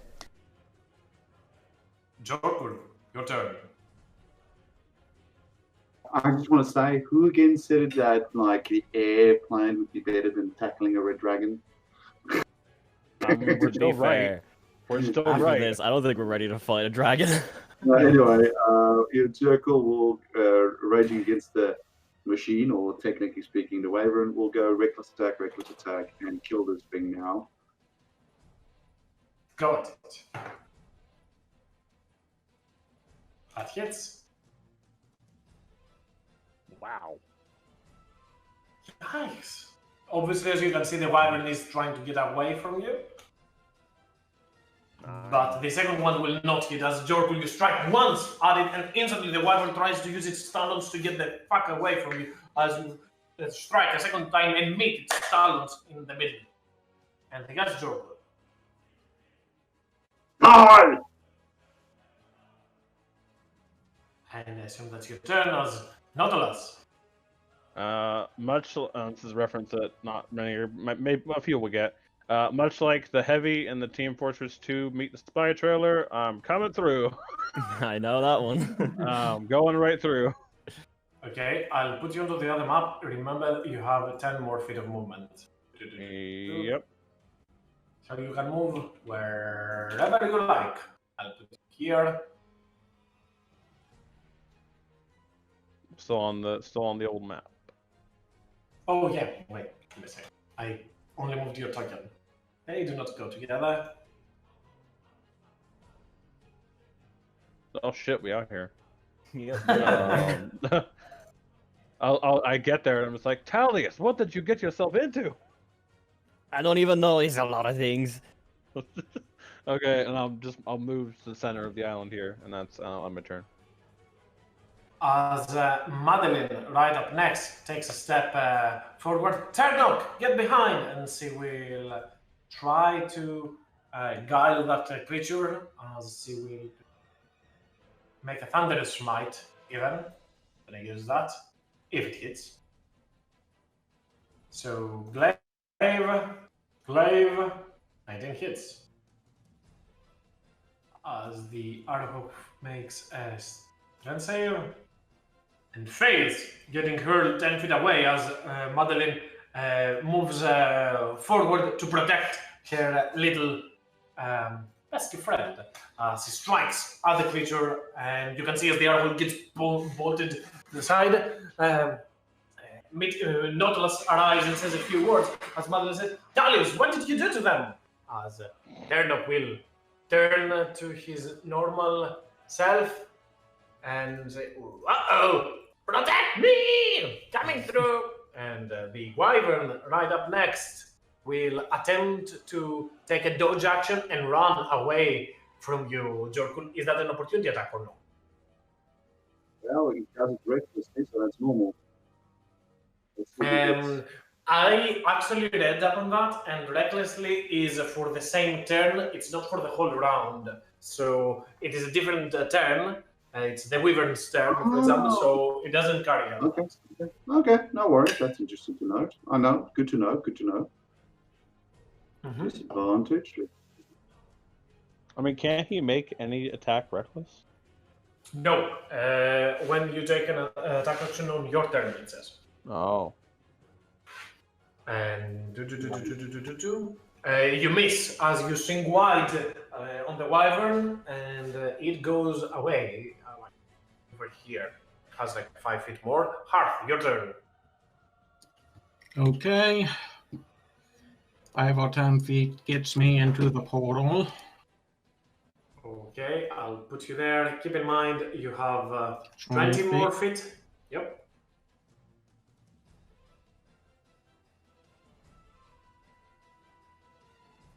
Okay. And you still have an action, obviously. Yep.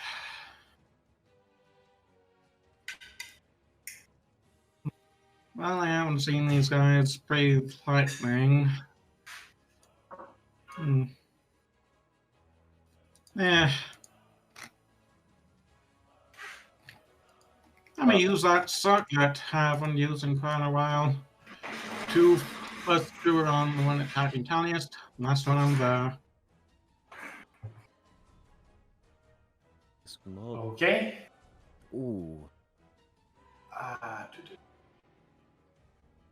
A moment, though I believe first and third hit either way. How does the plus 12 come from? Where does the plus 12 come from? Well, I've got Circlet of Blasting gives it a +5 to hit, and then there's my normal modifier. I believe the Circle of Blasting.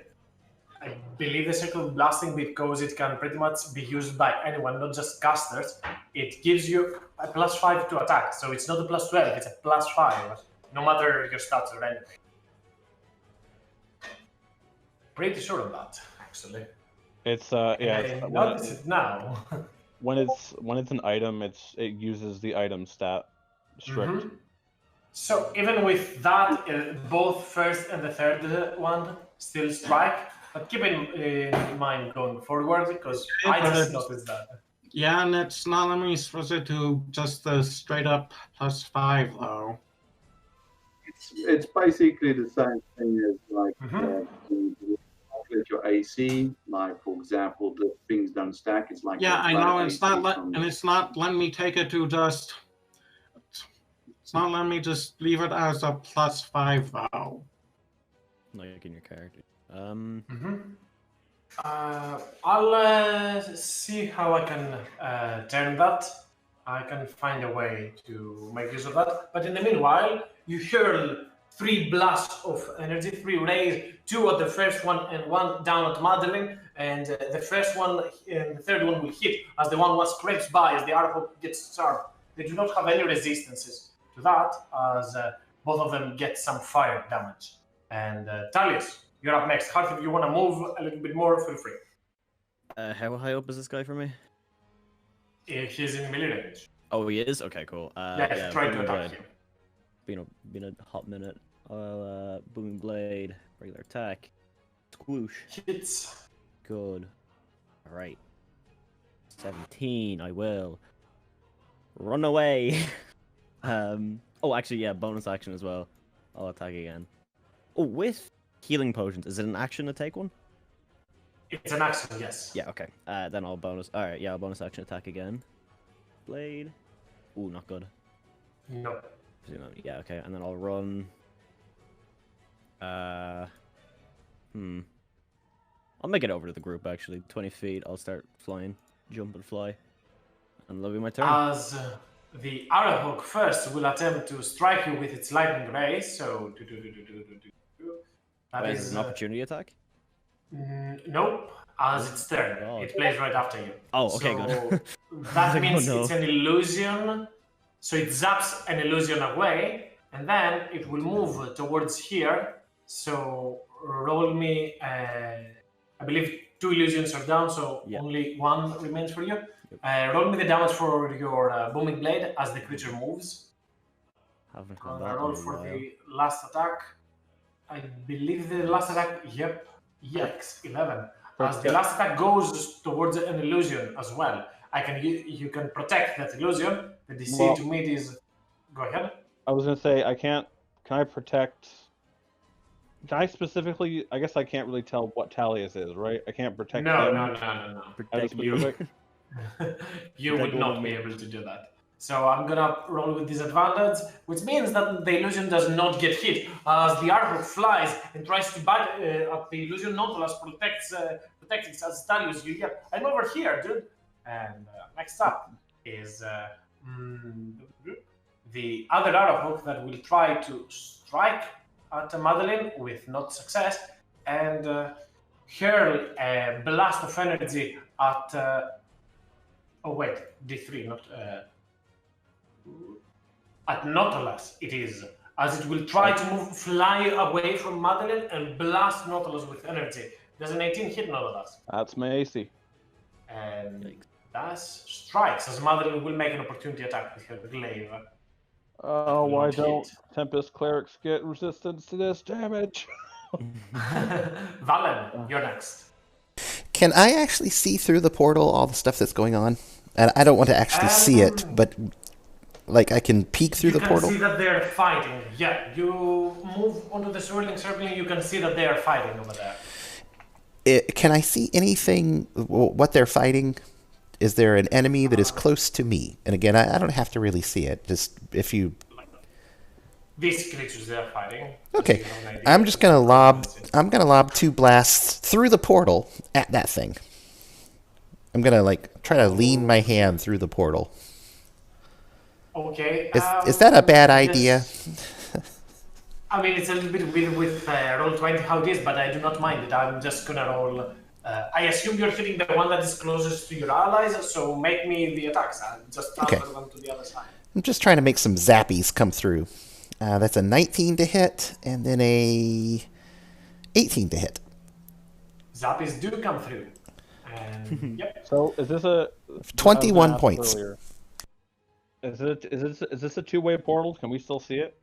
Yes, as a zap of light comes all the way from above you, strikes towards you. As the Arrowhawk suffers 2 attacks, 2 blasts of energy. Anything else, Harlan? That's 21 points, and I'm going to yell at Jorkle, hurry up! Jorkle, your turn.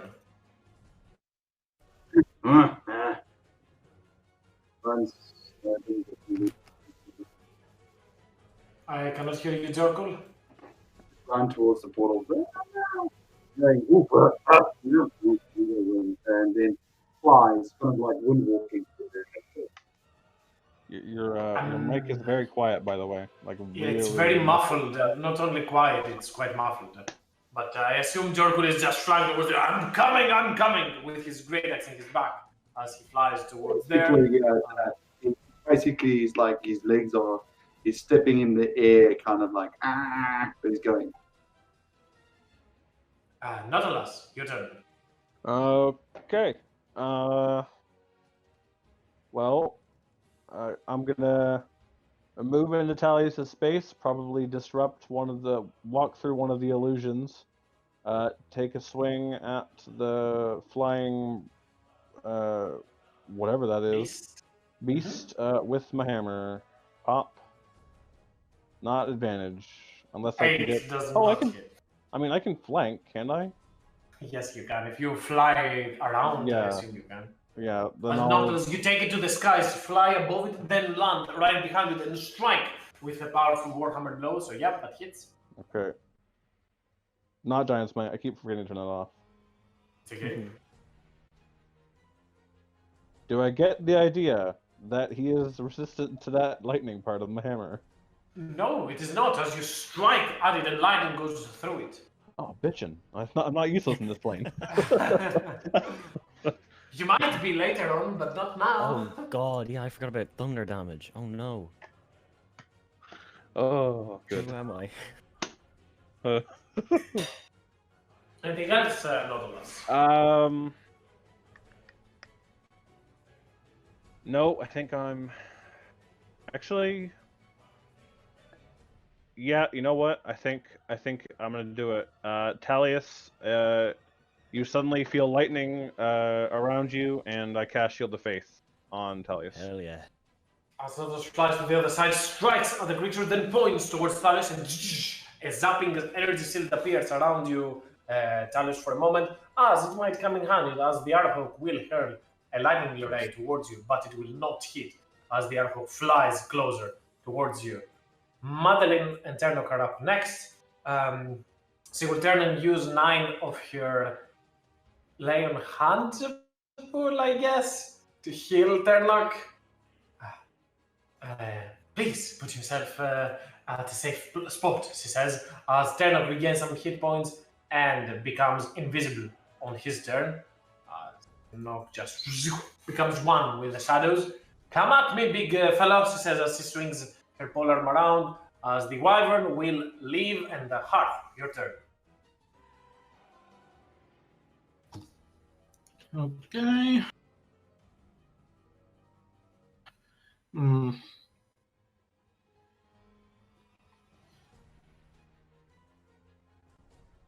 I'm probably somewhat in melee range. I don't have any touch cantrips. Hey, Balin. Hey, Jorkle. I'll explain. Go ahead, Hearth. No. You cannot use create bonfire on them because it's on the point of the ground, I believe. Yeah, and I was actually saying I don't have any cantrips that are just touch. So if I'm all of my cantrips are ranged, so if I'm gonna have to make an attack at melee, I'm just gonna have to stick with my daggers. Just one for now as I draw it out.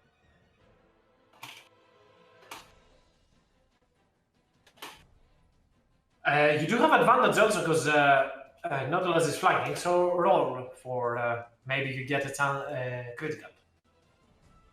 No, but still 5 points of damage as you pick up a dagger and jam it straight to the side of the beak of the Archon. The Archon squawks, uses its wings, its 4 wings as it shears around, trying to get you away from it, and uses its tail to kind of throw you backwards. Anything else, Hearth?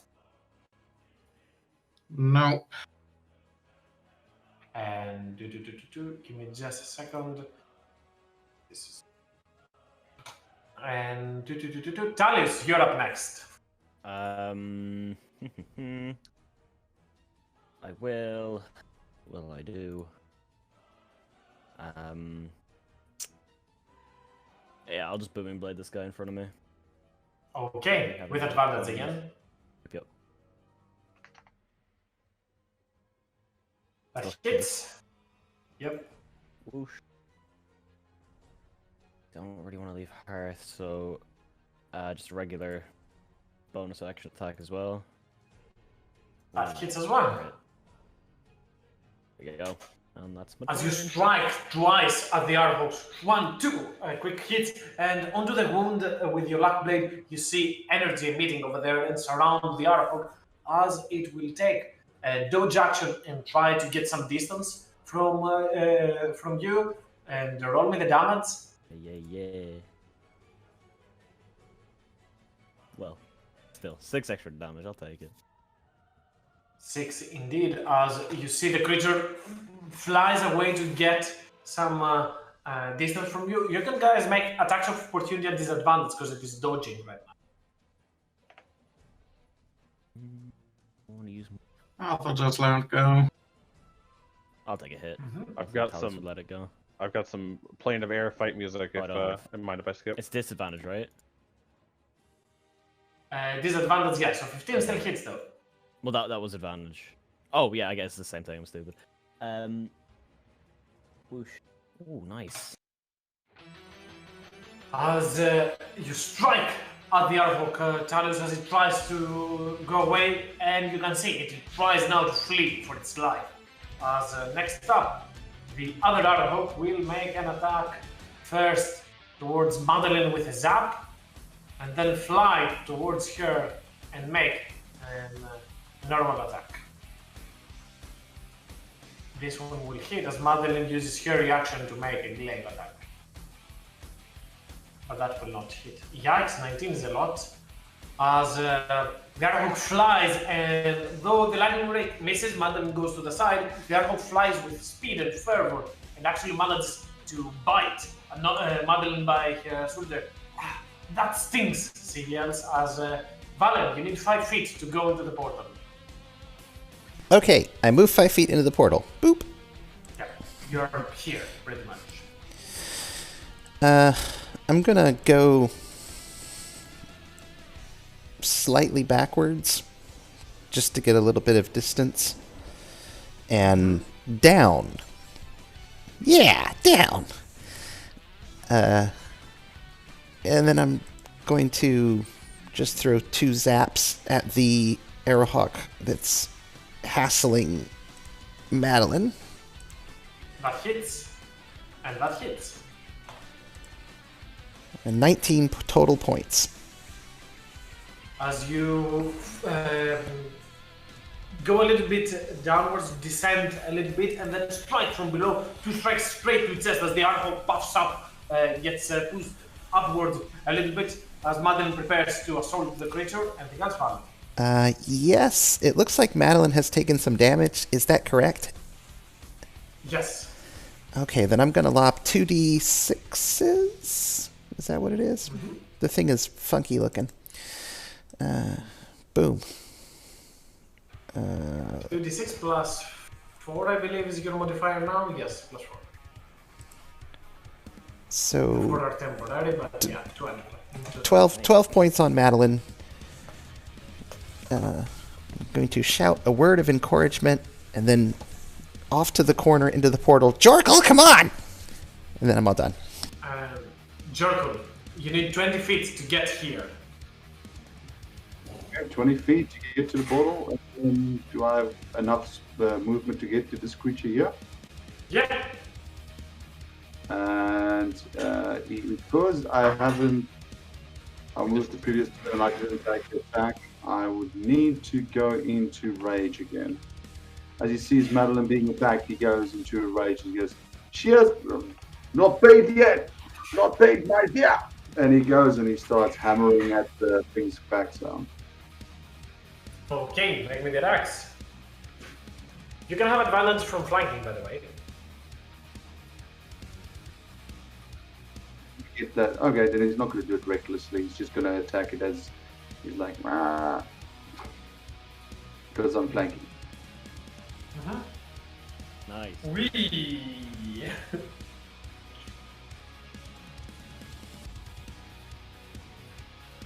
33 points of damage. That's fucking a lot of damage.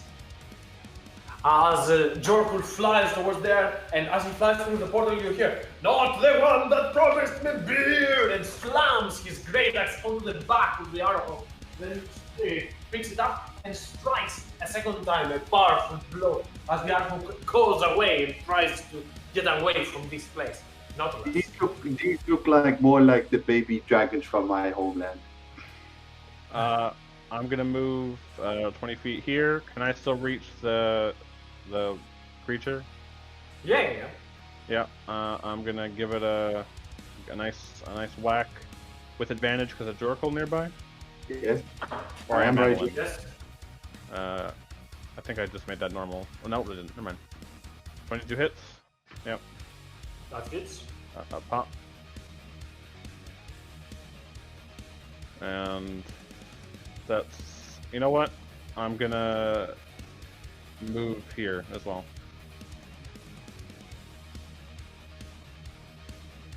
And as you move away, the creature is able to take an opportunity attack against you. That's So the idea. it will make a big attack Yeah. that will not hit. As you try to fly away, the creature turns, flips with all of its four wings. It's kind of becoming difficult to see where the creature is and where it is looking, as it constantly is looking up and down, and it will try to bite you, but you put your shield up front to protect yourself.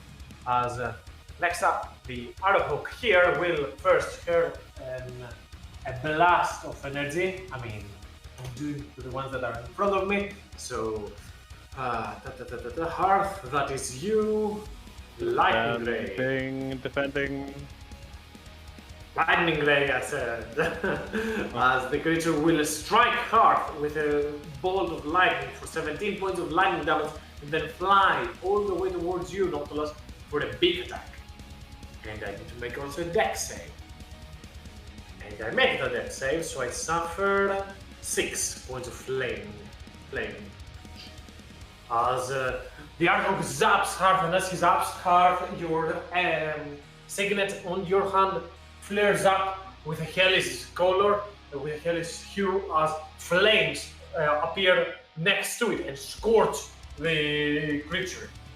As the creature scorched by the flame tries to pick at you, Nautilus, but the embers on its skin seem to be able to hold its attack. As Madeline up next, now having Jorkul on her side, will make some attacks of her own. Not hit. So that is. And let's do. Let's do Divine Smite as well. Why not? Put some more on the notes. As Madeline will turn and strike for a total of 22 points of damage onto the Arrowhawk, as it strikes one wide, and then as the creature goes for Nautilus, she finds the perfect opportunity to strike at the back of the creature, then with her pole and move backwards towards Ternok without getting an opportunity attack. As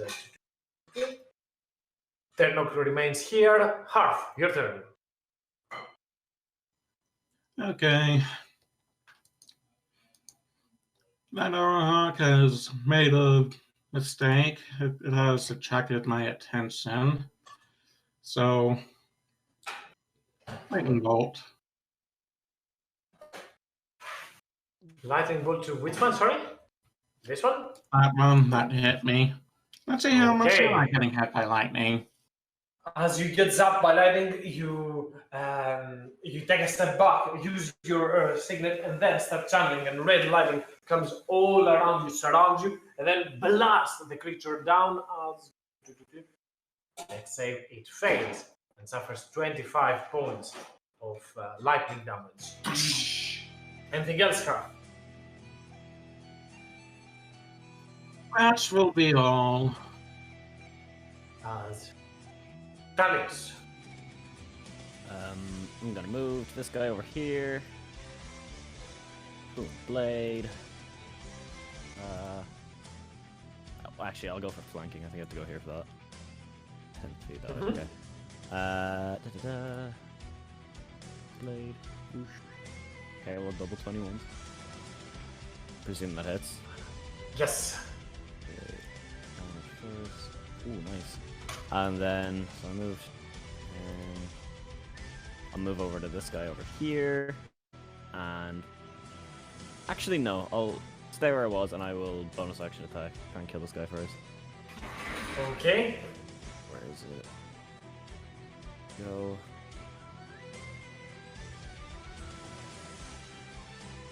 Good stuff. And Glad I did that. as you strike once, you put an injury wound to the creature that echoes with booming energy, and then strike straight through that energy. And as you strike, it erupts and blows the creature into pieces. As you see the artwork float down, it falls and falls and falls. As you see into the distance, the winds take it and start pushing it towards the eastern side. And next up, the other artwork will take an action to dash away from all of you. Valen, your turn. Has the Arrowhawk that's above me and to the north taken any damage? Is it looking healthy? Is it looking happy? Yeah, he took a lightning bolt and some damage from the Hell's Rebuke. It didn't have a little red dot on it yet. I wanted to check. Wasn't black. I'm just gonna zap him. One zap. I'm sure that one hits. And a second zap for 13. You try to zap twice, but this time the arrow just swirls around after getting blasted with lightning, just continues swirling, and both attacks go straight through its four wings. As everything else. Crap, I just deleted myself. I disappear! Bonus action delete. I say it does not use words. There are ways to make a new character. This isn't the one. Tasha's, here I come! I'm just gonna move right to there and be done. Okay, Nautilus. I'm gonna take a. Please keep me. What? Did I? Sorry. Oh. Yeah. sure. I believe I skipped Jorko. He strikes too powerful, so I tried to not to use him, but yeah. Go, Jorko. Sorry. I can get a flanking position, right? Yes. I'm on your ass. He goes and attacks once. Oh, everything's frozen. I need to refresh. Strikes, but no. The second one will not hit. The first one does. For 14 points of damage as you strike at the creature from the back, and as you try to swing a second time, the creature will use its tail to slap you onto your face, which is not gonna do any damage, but it just blinds you for a second, and your axe goes wide. Anything else? Jorko. Die. Nautilus, your turn.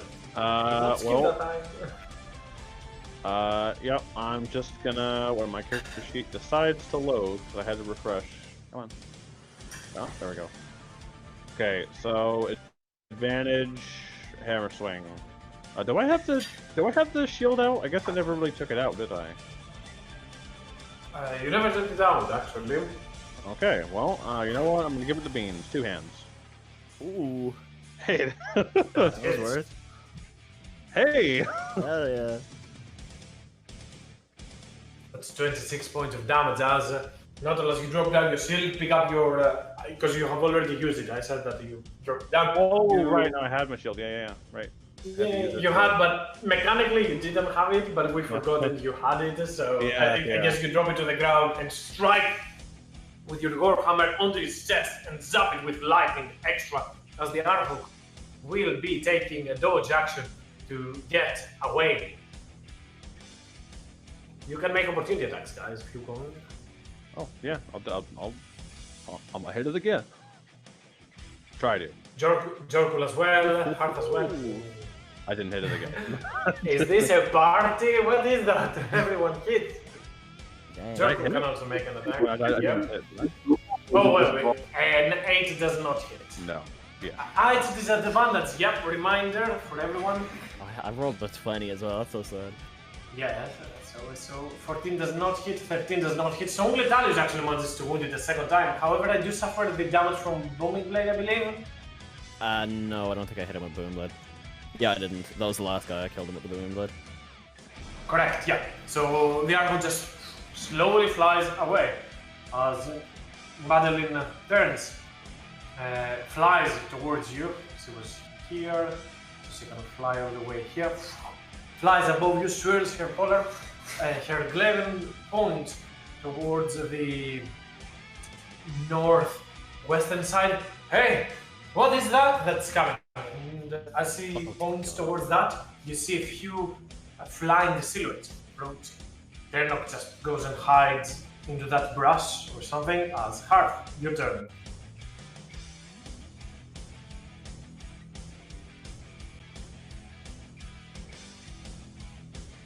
Alright. We're all pretty much clustered on this many islands, so backing up away from the group a bit, and then mage armor. As Harf moves to the side and then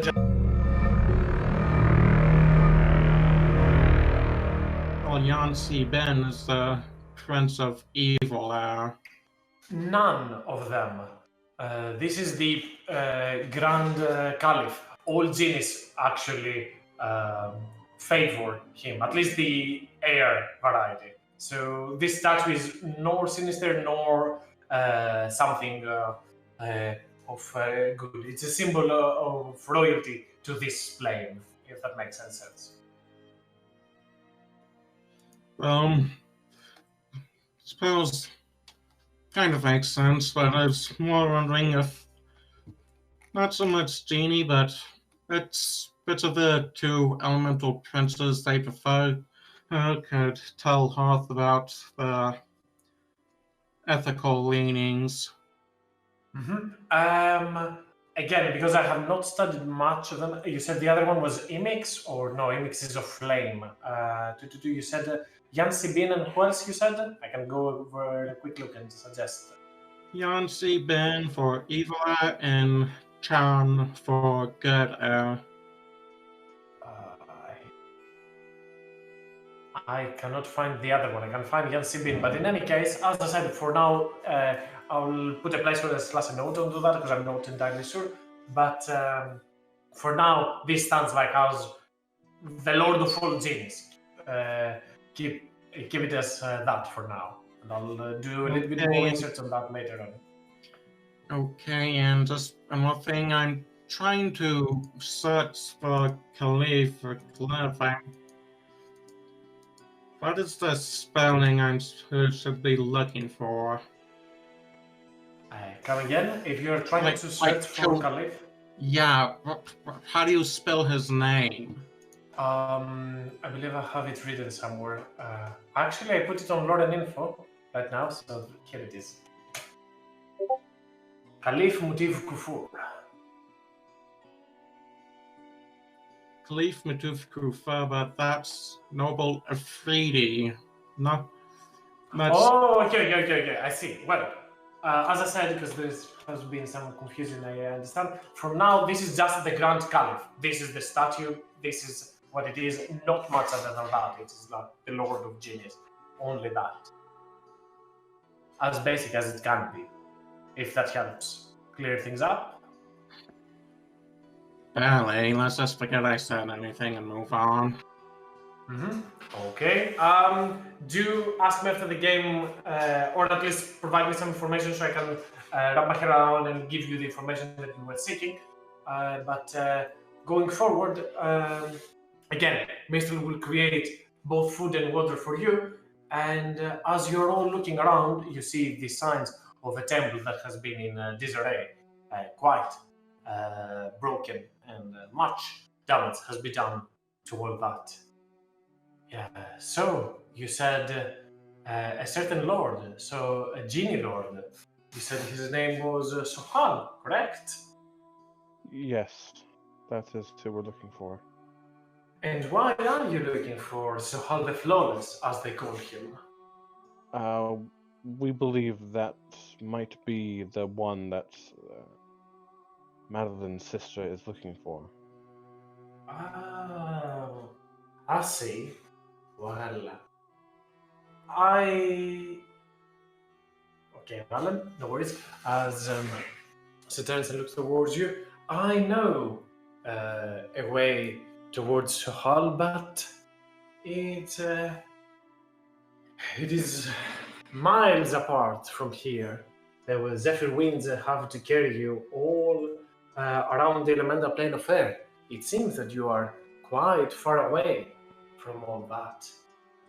Madeline sighs as she seems to be losing hope.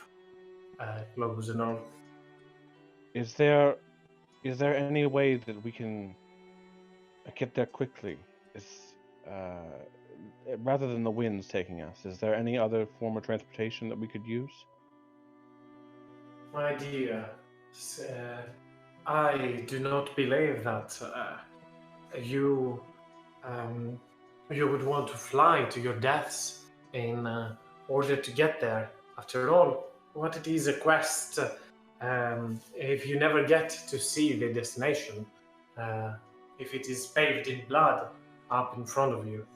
There are ways to traverse the elemental plane of air, but highly unsuitable for people like you. We need to get to this place. We need to get to Sorhal, or at least try and find Madrigal before she gets there. I don't know if this is a reasonable request, but anything that can help us, we need to try. She will smile towards the group as he says, well, as I said, I always adored it when primers come to this place. They are all so full of energy, so full of hope. And though this place is filled with breeze and cold air and cool air, it brings the best in most people. But as quickly as that it does, it also gives them the sad news how hard and how harsh it is to travel this plane. But you've been nothing but kind to me so far, so I do not have any reason to hide what lies in this place.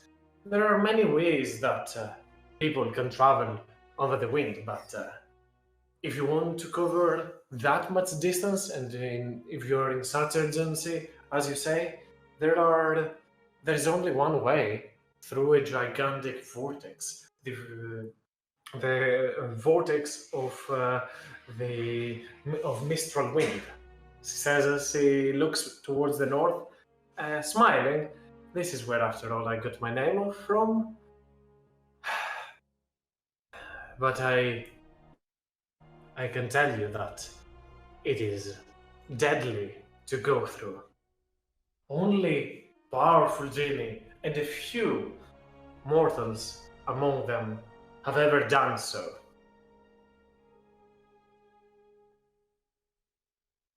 But I'll give you a moment to rest. It seems that you've come to this place, and what you were looking for might have been just taken away from you. She says in a sad tone, like she feels for you in a sense.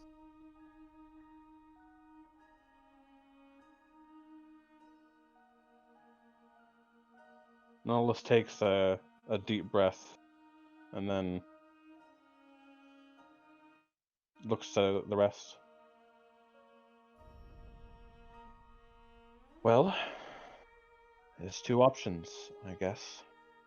3, maybe. 1, we go the long way and try and find our way there, and hope we can ride or at least find a way to get around in this place, providing we lose this ability to fly,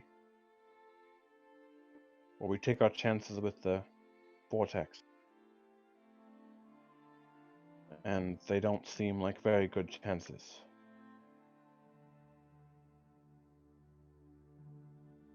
As you see, as Mistra levitates herself towards the other islet, the other Genasi seem to be petting their hippogriffs, giving you a moment for yourselves. Aka said that we do not have much time. Go ahead, Valen. I'm back. That's it. Oh, I saw your mic popping up. I thought you wanted to say something. But this place looks destroyed. What is it even? A temple? A shrine? I do not know much about those, she says.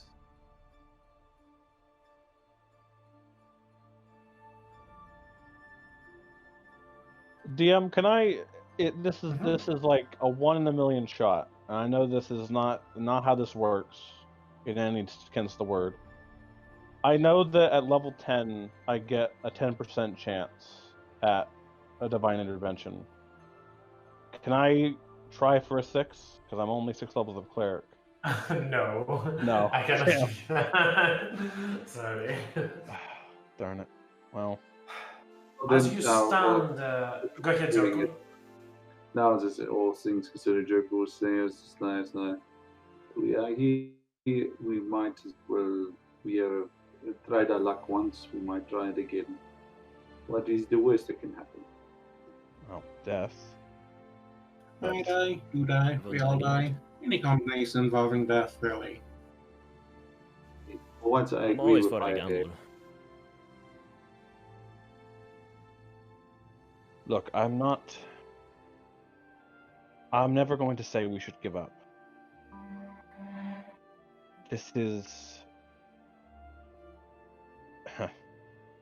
This might be more of a suicide mission than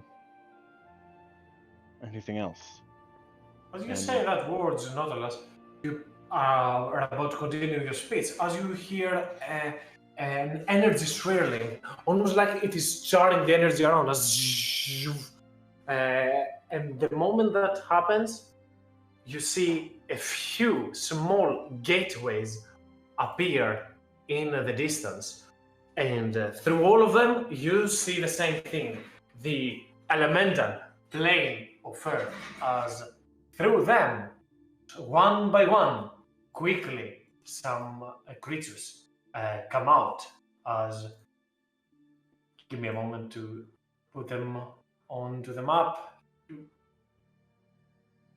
As quickly, some priests of the earth and some elemental myrmidon appear onto the side. As in the middle of all that, an earthen genasi appears and speaks in Terran.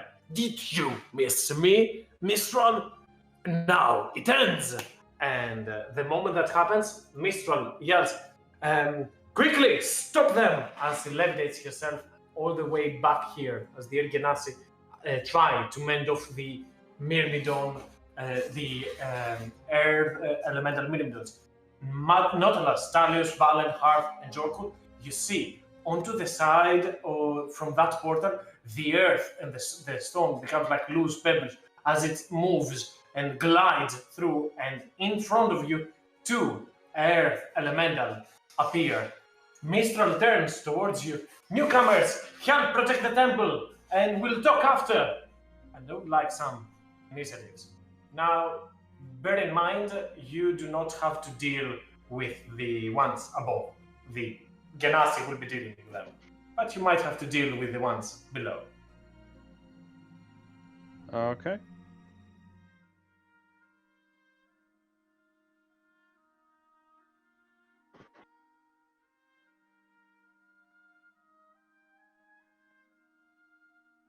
So, conditions for. I would like to mention that I picked up my shield before we flew over here. It's just a side note. I didn't use it on my own in the middle of the airplane. I would like to mention that he picked up his shield on the way over here. Yeah, good. Yes. As Talius, Go ahead. Okay. Oh jeez, I don't really have anything anymore. I will go to. Looks like. Guys, okay. Run over this way. 25 feet. Through my friends. Booming blade. With the luck blade. This big boy dive. Normal. 24. We looking. 24 hits. Good. 14 damage, and then bonus action hit again. 23. They also have vulnerability in thunder damage. As you strike, you can hear that powerful blow as you strike against it. 23 hits on this. Oh shit.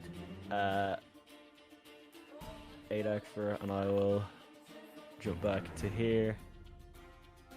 As you strike onto the elemental, you see energy coalesces around, and you can see chunks of rock slowly get away from the earth elemental and are about to erupt if the creature moves. Anything else, Daniels? That's my turn. Did you say they were vulnerable or resistant?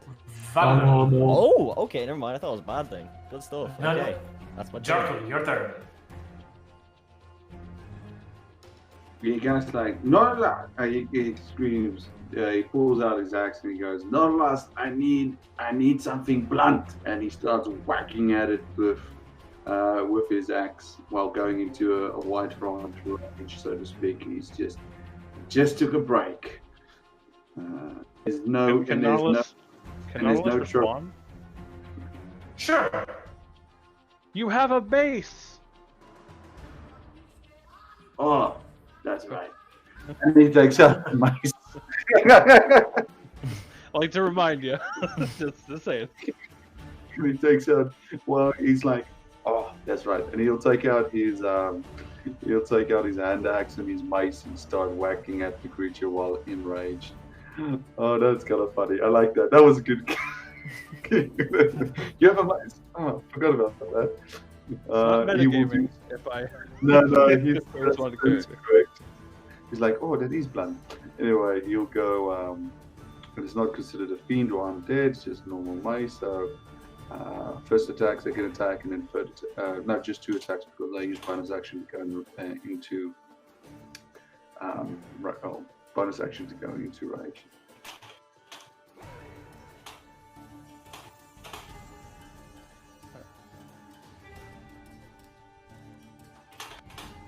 And that's me. As Jorkul strikes one, but not at the right spot, as it strikes at the earth elemental but doesn't do any damage. However, the second attack will cause much debris, as the Genasi will take a step forward, look towards you, say, "Who are you? What are you doing here?" And he will cast. Do ignore that, because nobody is taking damage from that, but everybody is making a dex save as he's casting. Well, not everyone, but some of you are. As 1 here, 2 here, 3, 4, 5. So everyone. And I need you all to make me, everyone, apparently. And I need all of you to make me some dex saves. Keep in mind you have +2 from Madeline. Madeline. You can choose to fail it if you want to, by the way. So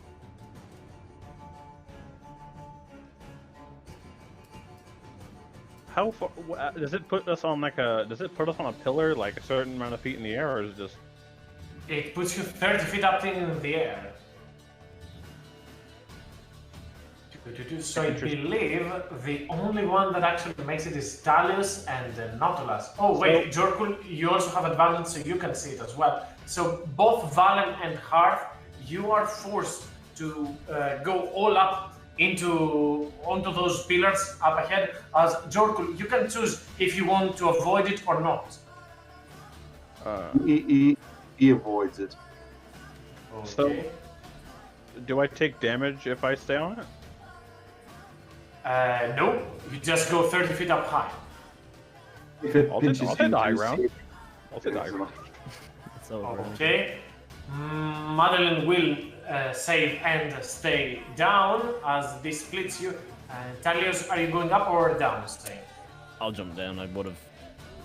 Okay, as you see these pillars appear from below you, you go to the side and avoid the expansion. As next up, I'll skip Mister for a few turns, as the Earth Elemental will retaliate against you, Jorkul, and make 2 attacks against you. 1, 2. Advantage on the second one.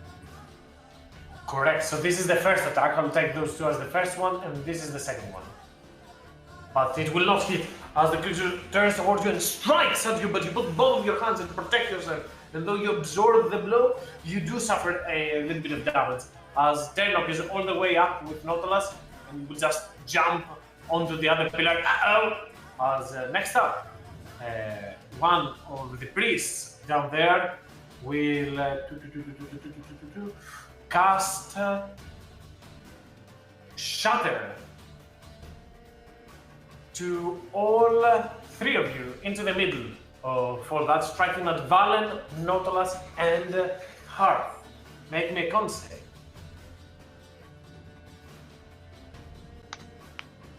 Success. Fail. 17 or 8, as the ground below you starts crumbling, it also suffers damage. This crystallized earth, it is more earth than crystal. Crystal is more for the thing. As it starts to crumble as well. As Madeline turns to Nautilus, get out of there! And she will make her attacks towards that creature. I guess he will use a smite onto the second one. So let me do just that.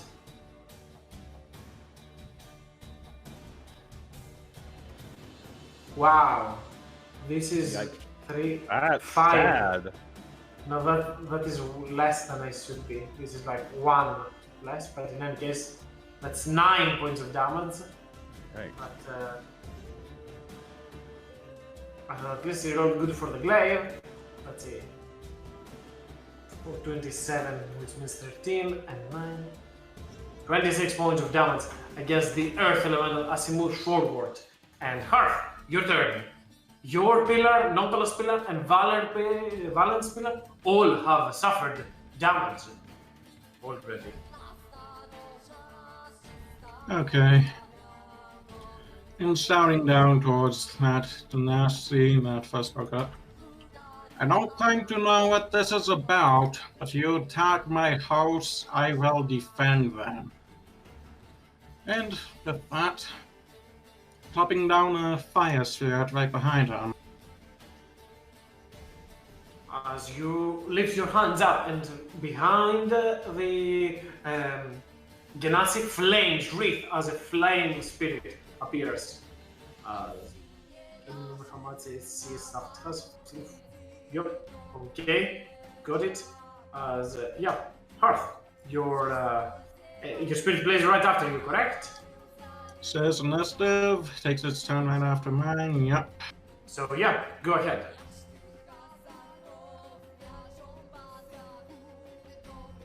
That'll be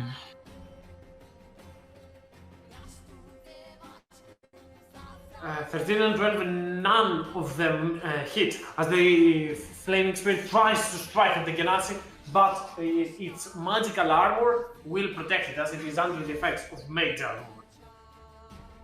Anything else, Hearth? I'll just suppose I need to make some sort of check to start climbing down without getting hurt. I mean, You fly, can, can't you?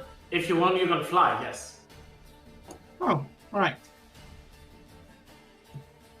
Flying down then. Okay. As the other priest will turn towards you, and I mean, not only you, but much from the group, and will cast slow to pretty much everyone in the group. I'll put an icon onto this one to know who is concentrating on that spell. Here it is. Which? So, wisdom, all of you. No. Why wisdom? Come on. You have a +2 from Madeline. Keep that in mind. Yes. How much does Wow. it save? Valen is failing save after save. 13 is the DC. You know what, Valen? Take Madeline's inspiration. Why not? Reroll that. So, am I safe? You are not Nautilus because you are 30 feet above also, so this is not enough. Same thing for you, Valen. The aura doesn't work in your distance because you're also 30 feet away and you're also further up. So that is an 11. So I believe Nautilus and Valen are both slowed. Did I get any inspirations recently? I don't know if I marked them. Did I? Oh, fuck, I don't know. I don't remember. As the Earth Elemental will attempt to strike once at Madeline and once at Talius. Second one is on Talius, first one is on Madeline. And yikes, that hurts on Madeline. Does he have the Adamantium one? I don't remember. Or not. Let me check quickly. Breastplate +1, so that's not Adamantium. So 26 points of damage to Madeline and 10 points of damage to you, Talius, as the Elemental strikes at Madeline and a small crater forms below as a next attack comes straight towards you, Talius, and you try to mitigate the damage as it pushes you back onto the pillar and shoves you over there. Nautilus, your turn. Oh, son of a bitch! I was about to do something with my spells. Fucker. You can try. I'm not. No, I'm not gonna waste it. Fuck that. I'm not gonna waste my time. I'm gonna just. So. It's what is it? An action to. What? So I roll a d20 on an attack or a action. You roll a d20 on 11 or 11 and more. The spell doesn't take effect until the creature's next turn. Sweet. I'll roll a d20. Wait. What spell are you trying to cast, by the way? Yes. Sacred Flame. Okay. Let's see. Nope. Nope. You actually are able to cast it. 11 and upwards is the bad thingy. 6 is fine. So what are you targeting with it? I'm gonna go for the guy who slowed me. This Nice, one. good thinking, good thinking. Dex. Ah, Mace. son of a bitch! Every time. Come on. As a Nautilus, you are slowed and you move slowly your hand towards there, point at him, and you've channeled your energy. And indeed, from below him, you see blue-hued crystals appear and blast themselves. But the Black Earth Priest is quickly to get away from harm. And anything else, Nautilus? I can't move, can I? Not yet. I mean, you can fly if you want to, but at half speed, so you'll be 15 feet in the air if you want to. I mean, I'm not moving towards them. I'm just gonna move to the other pillar that's not damaged. Okay. Titan will yell towards you, "Hey, get another one!" Okay, quick question. You said that we can fly. If we jump up into the air, will we hover? No, you do not have hovering.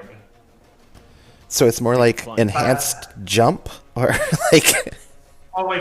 You can fly in place. Okay. Different thing because you can hover, but you do not have the hover flying thing. What I mean by that is, can you imagine like when a beholder is always levitating? This is the hover thing. No. I just meant we will not plummet to the ground. Yeah. No. You will not. Yeah. Okay, then I can still make my movement just half speed, right? Correct. Yep. You can take either an action or a bonus action. Oh, I need to make wisdom. Yeah, I can do action or bonus, but I can still do my move, right? Okay, Yes. so I'm just going to crouch down onto my pillar into that classic pose and then shoot straight up into the air, 15 feet. So I am currently 45 feet in the air. And then I'm going to do my Shining Blast on this caster. But I first have to roll a d20. Oh, that's the one. That's the one with the slow. Is slow? Okay, yeah. Then I will cast it on him. So, but I have to roll a d20 to find out if it Correct. takes effect now or later. It does now. Okay, then I'm going to zap him twice. That's 16 and 14. Hits. Oh wait, 16 and 14. None of them hit as they strike onto the splint armor of the creature. Though underneath robes, the creature is wearing splint armor below. As you hear the metallic cling, ding, as it protects the creature from harm. Okay, and then let me make my save to see if I stay slowed. Critical pass. As you're no longer slowed, as next up is the Elemental Myrmidon that will make its way towards Jorkul, and it will make one maul attack. Did you recklessly attack Jorkul? I believe you did, right? My turn has come again, so yeah, he gets a. Oh. Yep. So advantage it is. Yeah. That's gonna fucking hurt. Like a Good luck. motherfucker. So, first things first. Are you raging? Yes, Okay, cool. that is a good thing. So, first of all, 18 points of bludgeoning damage. Not too bad, but 30 points of thunder damage might be a little bit bad. As the mole strikes at you, and you need to make a strength saving throw. I'm pretty sure you'll make that save. You're pretty good at that, but still, 30 points of thunder damage is quite the number.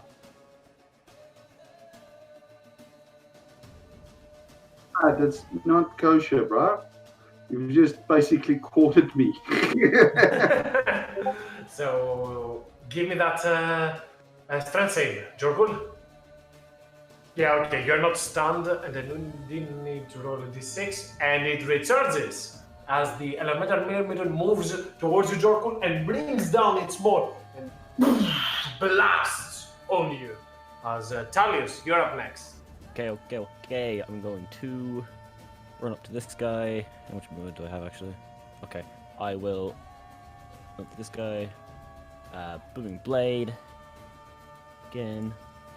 Whoosh. Oof. Bad. That will not hit. Good. Do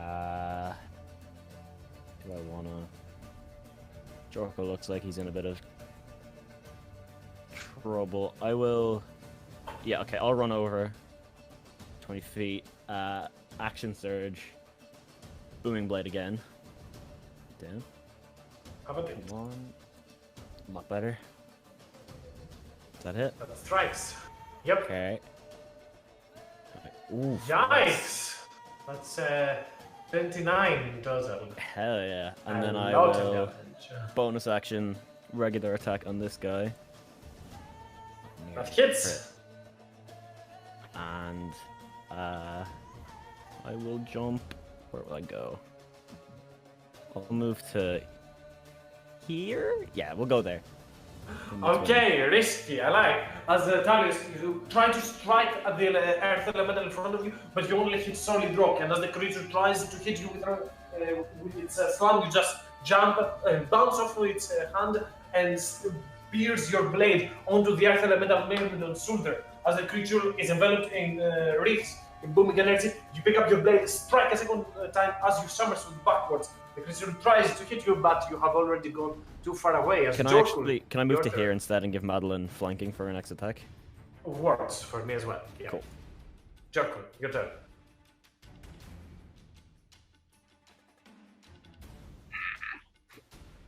Well, this is a large creature, correct? Is it standing very close to the edge? If you try to solve it, you will need 2 attempts. 1, 2 to solve it. The first one doesn't solve it, but the second one will do. Oh, sharp. Come again? Sharp. We will. You sound a little bit muffled. I'm not entirely Sorry, sure what you're saying. Saying shove it, and then I'm going to shove it again. Okay, make me an athletics check. Good luck, bud. 16, that's decent for it. Do you have advantage here, Dave? Nope. And let's see the second one. 14 for it for the second one. Come on. Yeah. Yeah! Woo! with the Earth Elemental. I mean, I'm gonna make a dex save if it manages to hold on, but yeah. Let's see. Nope. The Earth Elemental drops and tries to get a grip on that, and it just falls and falls and falls. Someone This is Jekyll! someone who fell off the side originally is just about to get hit by a rock sometime in the next year. Next couple of 100 years. Someone somewhere will just get us triggered by an Earth Elemental. Holy shit. Zirkle, anything else? Anything else, Zirkle? I don't think so, except if... No, I didn't like... I could technically, with a bonus action, do an attack, can't I? Or do I need to do an original attack to do that bonus attack if I'm dual wielding? You need to make attack. You need to make a weapon attack. That's all I struck twice, so that's my turn. All good. Oh, I did do something. Indeed. As next up, the creature over there looks onto the elemental behind him. Says, "Huh?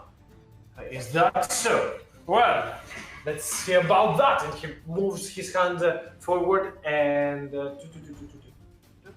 he will cast an earth tremor all around him and at a higher level.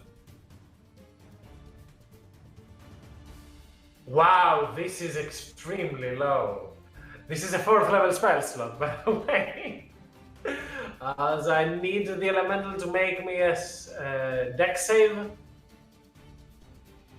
And it passes as Onyx strikes his hand onto the ground and the ground quakes all around him. The creature only suffers half the damage, I believe. No, not even half the damage.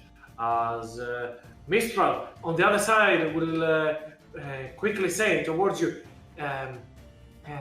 do not take it to the air, they will bring it to the ground. As he continues fighting over there, as next up, the Black Earth Priest will notice Valence is flying up into the air, and it will cast Earthbind on him. As you see, all the hippogriffs and all of the Ergenasi are pretty much standing still, not moving, not flying towards you. As Valen, make me, I believe it is a con save or? Strength. Save. Yes, strength save. I can fail that.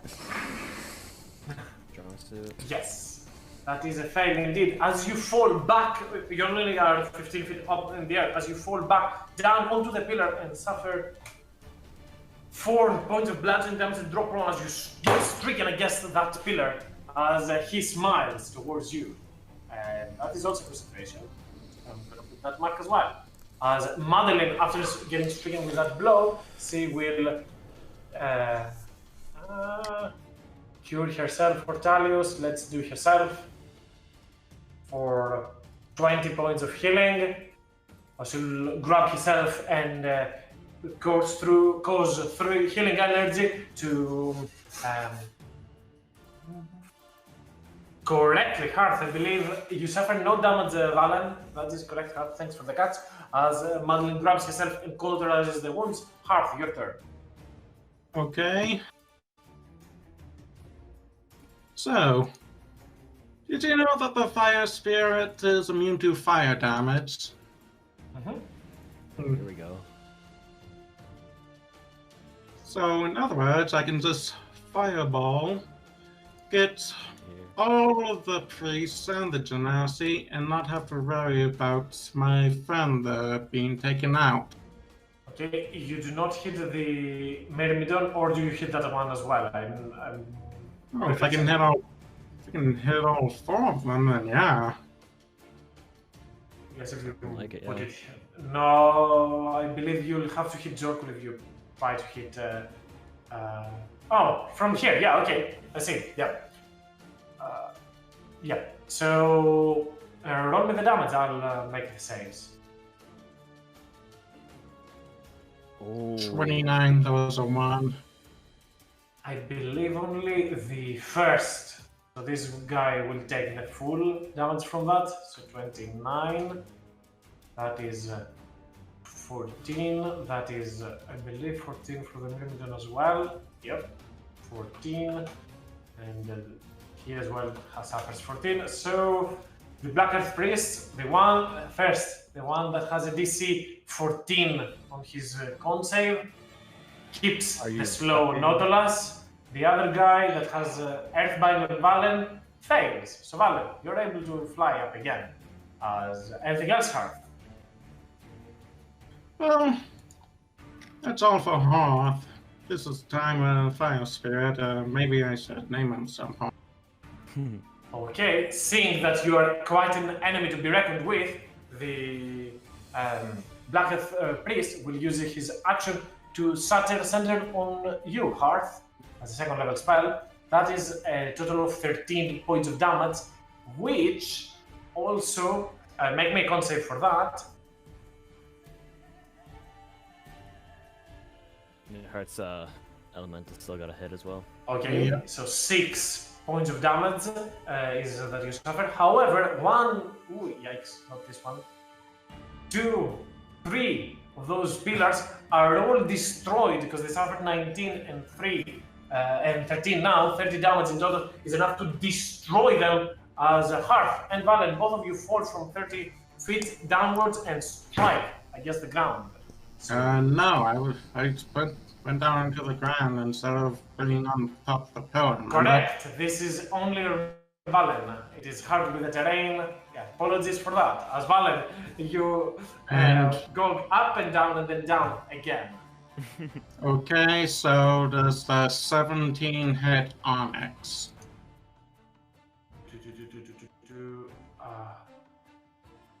I skipped your turn. Sorry, I forgot. Both of the attacks hit. Yes, sorry.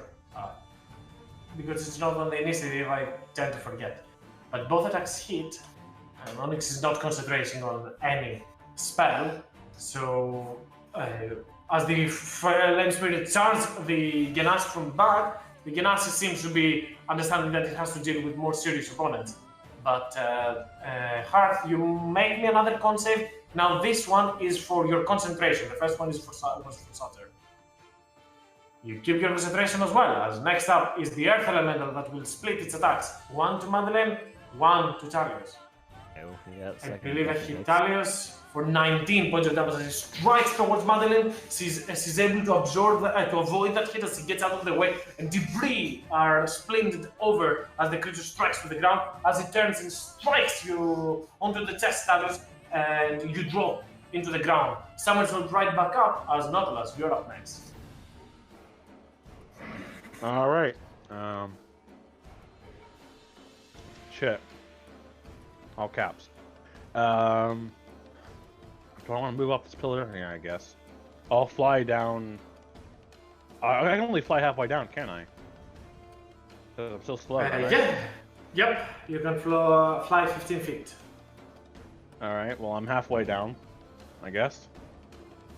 Wait, does slow mean? I forget what the thing of slow does. Can I choose to move only, and then You can move and do either an action or a bonus. Exactly. Cool. Strong. Not really feeling that fella over there who's holding my my time up. So I'm gonna try and cast a spell. Let's see. Roll a d20, I guess. What spell is that? Shatter. Okay. There you go. Your spell goes through. Ah, I like a natural one. It's It's weird to say that. Okay, so shatter, pop pop. On this boy. Onto this boy. Okay. Yeah. Now I need to make a con save. Give me a second. He's wearing splint mail, so he has a negative modifier, I decided just now.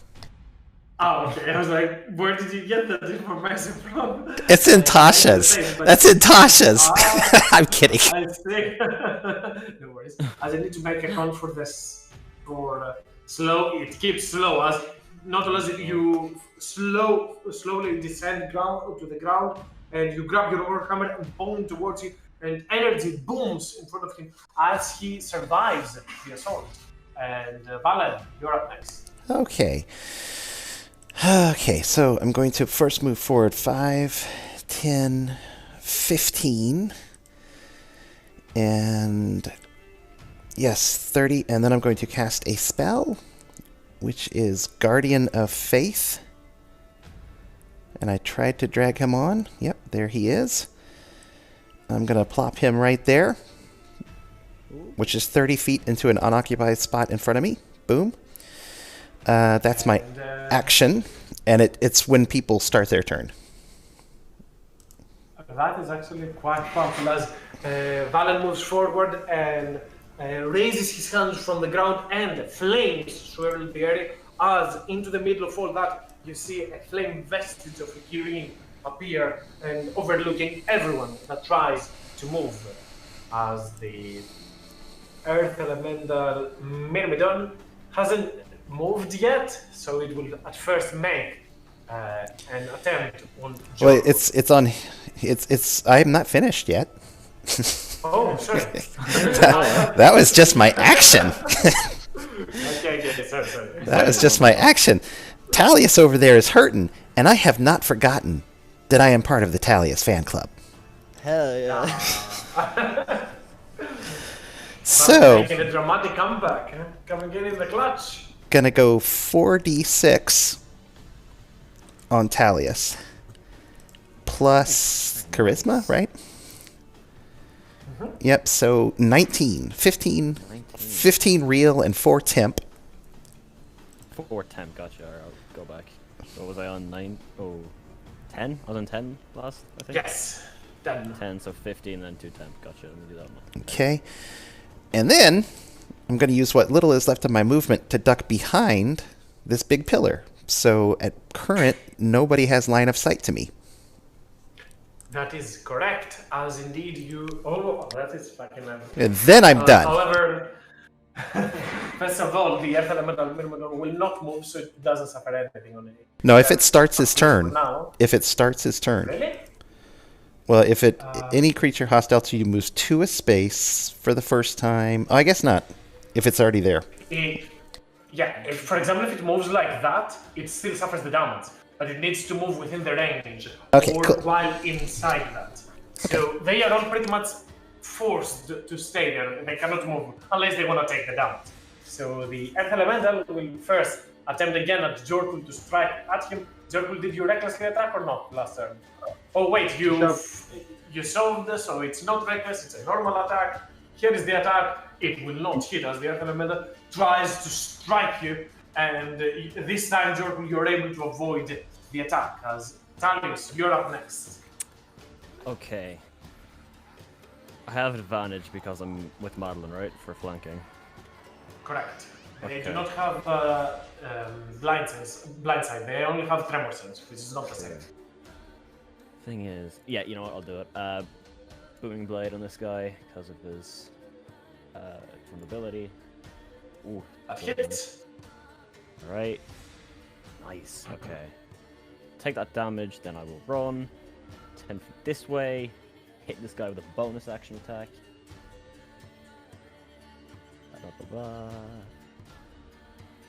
Oh, not advantage. Not advantage, but 19 still hits. Cool. Splendid armor doesn't get you that I'm far. trying to get rid of his concentration. And I'll stay here actually. I think it's good for stay on the mage. Okay, as you attempt to strike the Earth Elemental from its back, a lot of debris come your way as you cut through it and destroys portion of that. As you move to the side and strike at the Black Earth Priest onto his shoulder, and he looks severely wounded. As Jorkul, you're up next. Land. Okay, I'm going to shove this guy out of the way first. Can I make a shove? Yep. So And that triggers Boom. the thingy. So I need to make a save. Dexterity saving throw. Dex save. I Oh make my the save, so I only suffered 10 points of radiant damage, and there is still 50 more left. Is that boot on him for booming blade? Because that would have been gone by now. Forced movement doesn't work for a booming blade, but Yeah, it but works it's for, already gone as well. It's already been a turn, is what I'm saying. So Oh yeah, correct. if you want to take that off. And I move to here. Like ping pong. And I shove this guy that way. Yeah, push him right off the cliff. Yeah, well, I think it's probably going to take another turn to push him off the cliff. I can literally not fail this as he says this. Okay, so I should do a dex save. Wow, Haha! that was great. What rolls are those? He suffers 20, and I need to make another dex for him to see if he actually makes it. Nope, he loses his grip. As he stands over there, Jorkul, you push him forward, the Kirin turns and charges him with its breath. As down he goes. He's the one who gets hit by the Earth Elemental.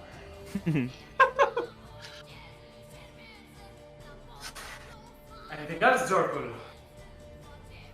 My 2 turn, the bonus action, he just roars in anger and looks at this guy here fighting with Dalius, and that's my turn.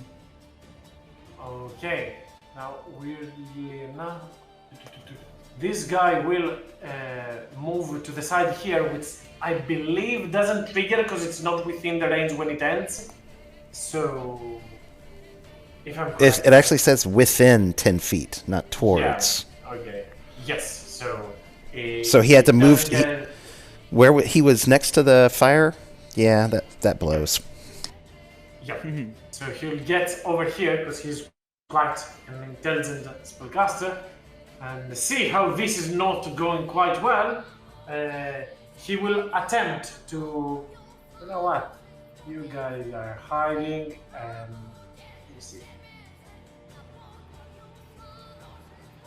Let's do the old goodie, as he will hurl a magic missile at 5th level, which means 3, 4, 5, 6, 7 bolts, all of them dealing 3 points of damage. So this is. I mean, I was tempted to do them all at once, but I'm not. So I'm gonna split them at 3 and 4. No. It's not fun. So There you.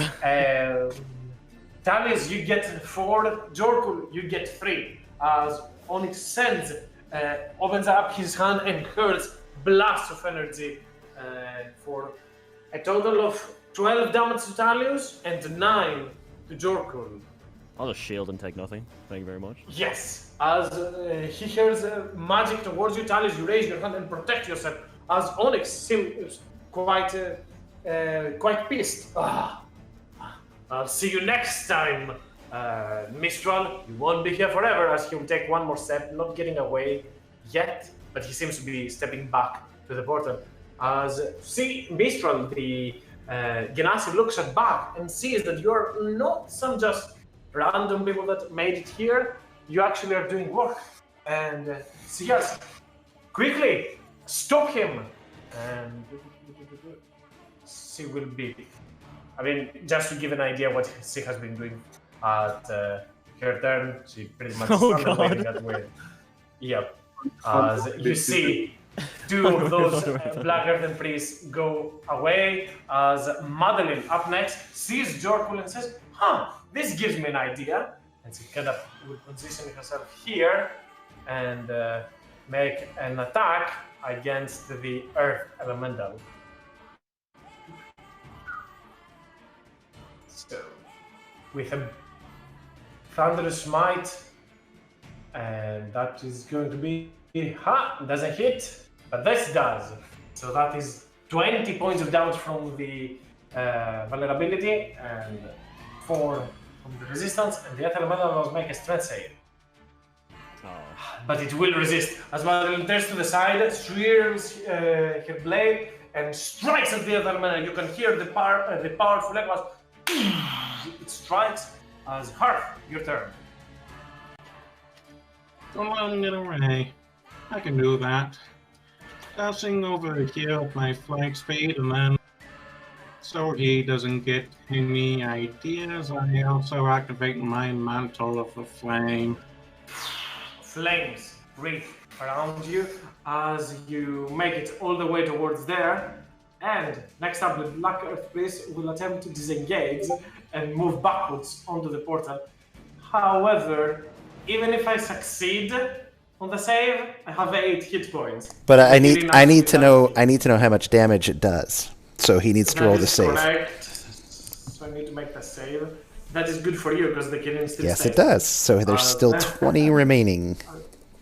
As the Black Earth Priest tries to move away from you, Talius, the Kirin turns towards you and breathes fire on you. I assume that Kirin do. I don't remember what it's. That'll do.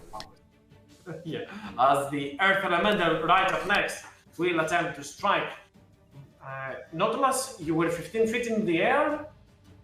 You I dropped was, down. yeah. I went. No, I'm 15 feet in the air. Yeah, you can levitate. What I'm talking about. Yeah, my bad. The Earth Elemental will attempt 2 strikes at Madeline. Yikes, both of them hit. For 26 points of damage in total. As the Elemental strikes once and twice and drops the glaive out of Madeline's hand as it throws her to the ground. Madeline drops to the ground, grabs her glaive and says, "Come on, we can do this." And she kind of gets ready to retaliate as Nautilus. Your turn. So I'm gonna. I just did this for pure reason. Nautilus is gonna, he's still floating. He's gonna suddenly burst with lightning as he's freed of slow finally, and he's gonna come down to the ground and slam the hammer down. And I'm gonna cast Call Lightning, Channel Divinity, on the boy over here. So here. Okay. So that's 30 damage instant if he fails a save. Sees a lot of damage for only a save. Can we split it into 5 or something? Nah, I'm kidding. Ooh, he makes the save, so that's 15, I believe, right? Yep. Yeah, that's 15. And then I will action surge, do it again. Hell yeah. Okay, do you have another Channel Divinity or not? Nope. This time is it Just 20? I've taken the 20. Okay, let me do another dex save. He's quite agile, I don't know what to say. As it seems, as you raise your hand into the sky and clouds gather up everywhere. As you bring your hammer down, strike once, he sidesteps, strike second, bursting and destroying portion of the ground as he's able to protect himself from. Alright. If it is black clouds and stuff like that. Okay. That is so you know. You can also put colliding onto the terrain just for extra flavor. Fun. Valen, your turn. Okay. I still have a bonus. Go ahead, Nas. action. Oh, go ahead. Sorry. I Giant's Might. Okay. Enjoy. Big. Biggie boy. Madeline swoons. Now Oh. you're on eye level, I guess. Oh, what just I happened? just noticed that both of the Earth Priests are gone. Yeah, one got kicked, one got killed. Yeah. Yeah, I don't Valen, think your they turn. can Earthbind anymore.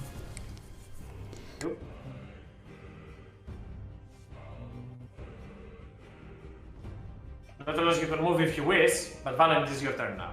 Okay, what's the big giant aura that just popped up? That's This is collide. that's Nautilus. Yeah, boy. Okay, I can fly. So, I'm going to move to right there because I can ignore flying over things, right? I can go to right, whoop, right there. But that doesn't get me close enough. So I'm going to do a quick bonus action. Okay. That's a bonus action spell just to get a little bit closer.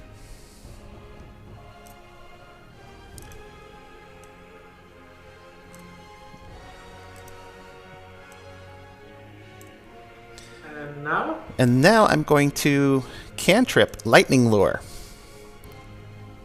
Ah! Now, a man after my heart, it seems. So I need a strength saving throw, which he fails. He is pulled closer to me. That is cast at... so it's 2d8. That's not all. It's radiant damage. So using... It is Radiant Soul. Oh, is it lightning damage? Ah, darn. Oh, well, I'm trying here. I'm trying to stack stuff. But he's closer to me now, and he is now in range of the Guardian of Faith. So he needs a dex saving throw. No, he is just outside of it. I thought he was just inside of it. I want him to be just inside of it. Wait, he was here and I put him like that. I assume if you were to move, I wanted to move him here, you could miss a step over there and do that. Yeah, I'm okay with that. So, that is correct. That is nice. Also roll me an extra d8 because you do 2d8 at your level. Oh, that was 2d8. Oh, no, it was... Oh, sorry, I messed up. It's supposed to be 2d8. No worries. So 15 points of damage. He does make the dex save, so he only takes 10 points of damage from the Guardian of Faith. And yeah, as Valen, you blink in front of Jorkul and use your magic to grip the earth Genasi as it turns and tries to leave, go back into the portal. You use your magic to connect with him, and as a magnet, lightning comes out of you, connects with him, and pulls him straight towards you as the Kirin turns towards him and charges it with radiant energy. As next up, wow, Nautilus, correction. Do you want to be here or here? One or two? Hold on, not looking at the screen at the moment. Here is one or here? Here. Or up, basically. Here. Okay. Which is important because the Earth Elemental Myrmidon will actually have to move and take the last point of damage. So... It's 10 no matter what, so... I believe, I'm not sure, correct me if I'm wrong, because every time it deals 20, it again deals 20. Because it can go to 70, but it expires. It goes to 60. There's no 70. No, what I'm saying is... Oh, yes. Already... Well, no, it says when it has dealt a total of... Yes, you're right. So yes, it would be 20 damage on that and then disappears. Yep. It's a little bit hard for me to disappear with Nautilus. I'm just gonna remove Nautilus ability. It's still there, let's all pretend, but it's a super giant, so I can't really prove all of it right now. As the Earth Elemental will move closer to Talius, I didn't roll a d6 last turn. Yeah, it wouldn't have mattered much, as it will attempt to strike at you, Talius. One. You still have +5 to your AC. Yeah, so that's a miss. As the creature tries to both of the times onto your shield as you protect yourself, and Talius, your turn. Booming blade on your boy. That. Ooh, very nice. Presume that hits. That hits, yes. Alright. Quick thing before you play the rest of your turn, just as you take a quick look around, you see both of the Black Earth Priests move back onto the portal and disappear onto the other side as both small portals quickly are destroyed, and this one starts to shrink as it probably will be out by the next round. But yeah, take the rest of your turn now, Talius. Can I jump across? I mean, this guy's dead, but can I jump across? You can fly. You can fly. Oh yeah, I kind of forgot about the flying thing. Yeah, I'll hippity hop over to here, and... Do believe you're not alive. Yeah. I can't hold my bonus action, no? Did he say... Wait. Did he say don't let him leave or keep him alive? She just said don't let him leave, but I'm going to cover that as keeping him alive anyways. Yeah. We could heal him if we crit him. Don't worry. I don't want to kill him, so I'm just gonna menacingly stand there. And that's my turn. Okay. I mean, you can make a bonus action to attack with non-lethal, right? Oh yeah, non-lethal. I kind of forgot that existed. Yeah, non-lethal attack. Mm-hmm. Yeah, but I don't have to murder him every time. Yep, that hits. Hell yeah. As you move to the side, and as the creature gets connected to Val and then charged by the Kiremi, you move and strike him onto the side as he goes with him. No! And he tries to step away as Jorkun, your turn. Awake? Oh well, Jekyll. So get him. Yeah. Jekyll just goes and he basically flips over and he just starts just like, you will not die easy. You will feel pain, and I'm thematically non-lethal damage by breaking his legs as I'm going to attack me. In the Dragonborn line, doesn't it? Maybe the attacks. Break his legs, but anyway, and this is gonna be. Do I get flanking? No, I don't get flanking. I'm just gonna go reckless then. Both hit. Last one was it wouldn't have had it proficient. Last one was 14. Sorry, Okay. 11 and 14. And he's probably flanked. Yeah. He's not flanked, but he is definitely no legs now. As Jorkul actually manages to move forward, strike once on his knee, and as a rock that's getting crushed, you can hear the crushing sound. Ah! He yells as he drops to the ground, and the second strike all the way to the other knee as it twists and turns. Dislocated. Ah! As Onyx drops to the ground. It's not. And he goes. It's not an arrow. What? Not an arrow to a knee, but it may still works. And right up after that, Mistral will deal with the last Myrmidon onto the other side, destroying it, crumbling to earth as it thunder waves once again, and turning her attention towards you as the series starts moving. As Madeleine, I mean, there's not much reason to continue this, but let's see for what the resources remain. The Earthknock is all the way up there. This is not a concentration spell, by the way, the Pillars of Fire. So let's do Thunderous Glaive. Ha! Wow! The critical is actually the one that hits, which means double Thunderous Smite.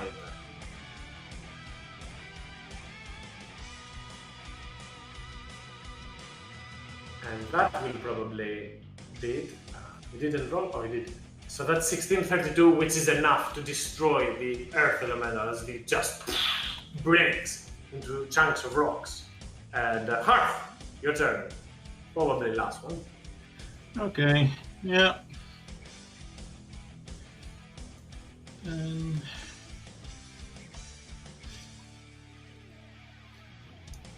25 over here, and then 5 feet into the air. And pretty much just going to pelt that last Myrmidon with firebolts. Giants. Yeah. But I still have my spirit.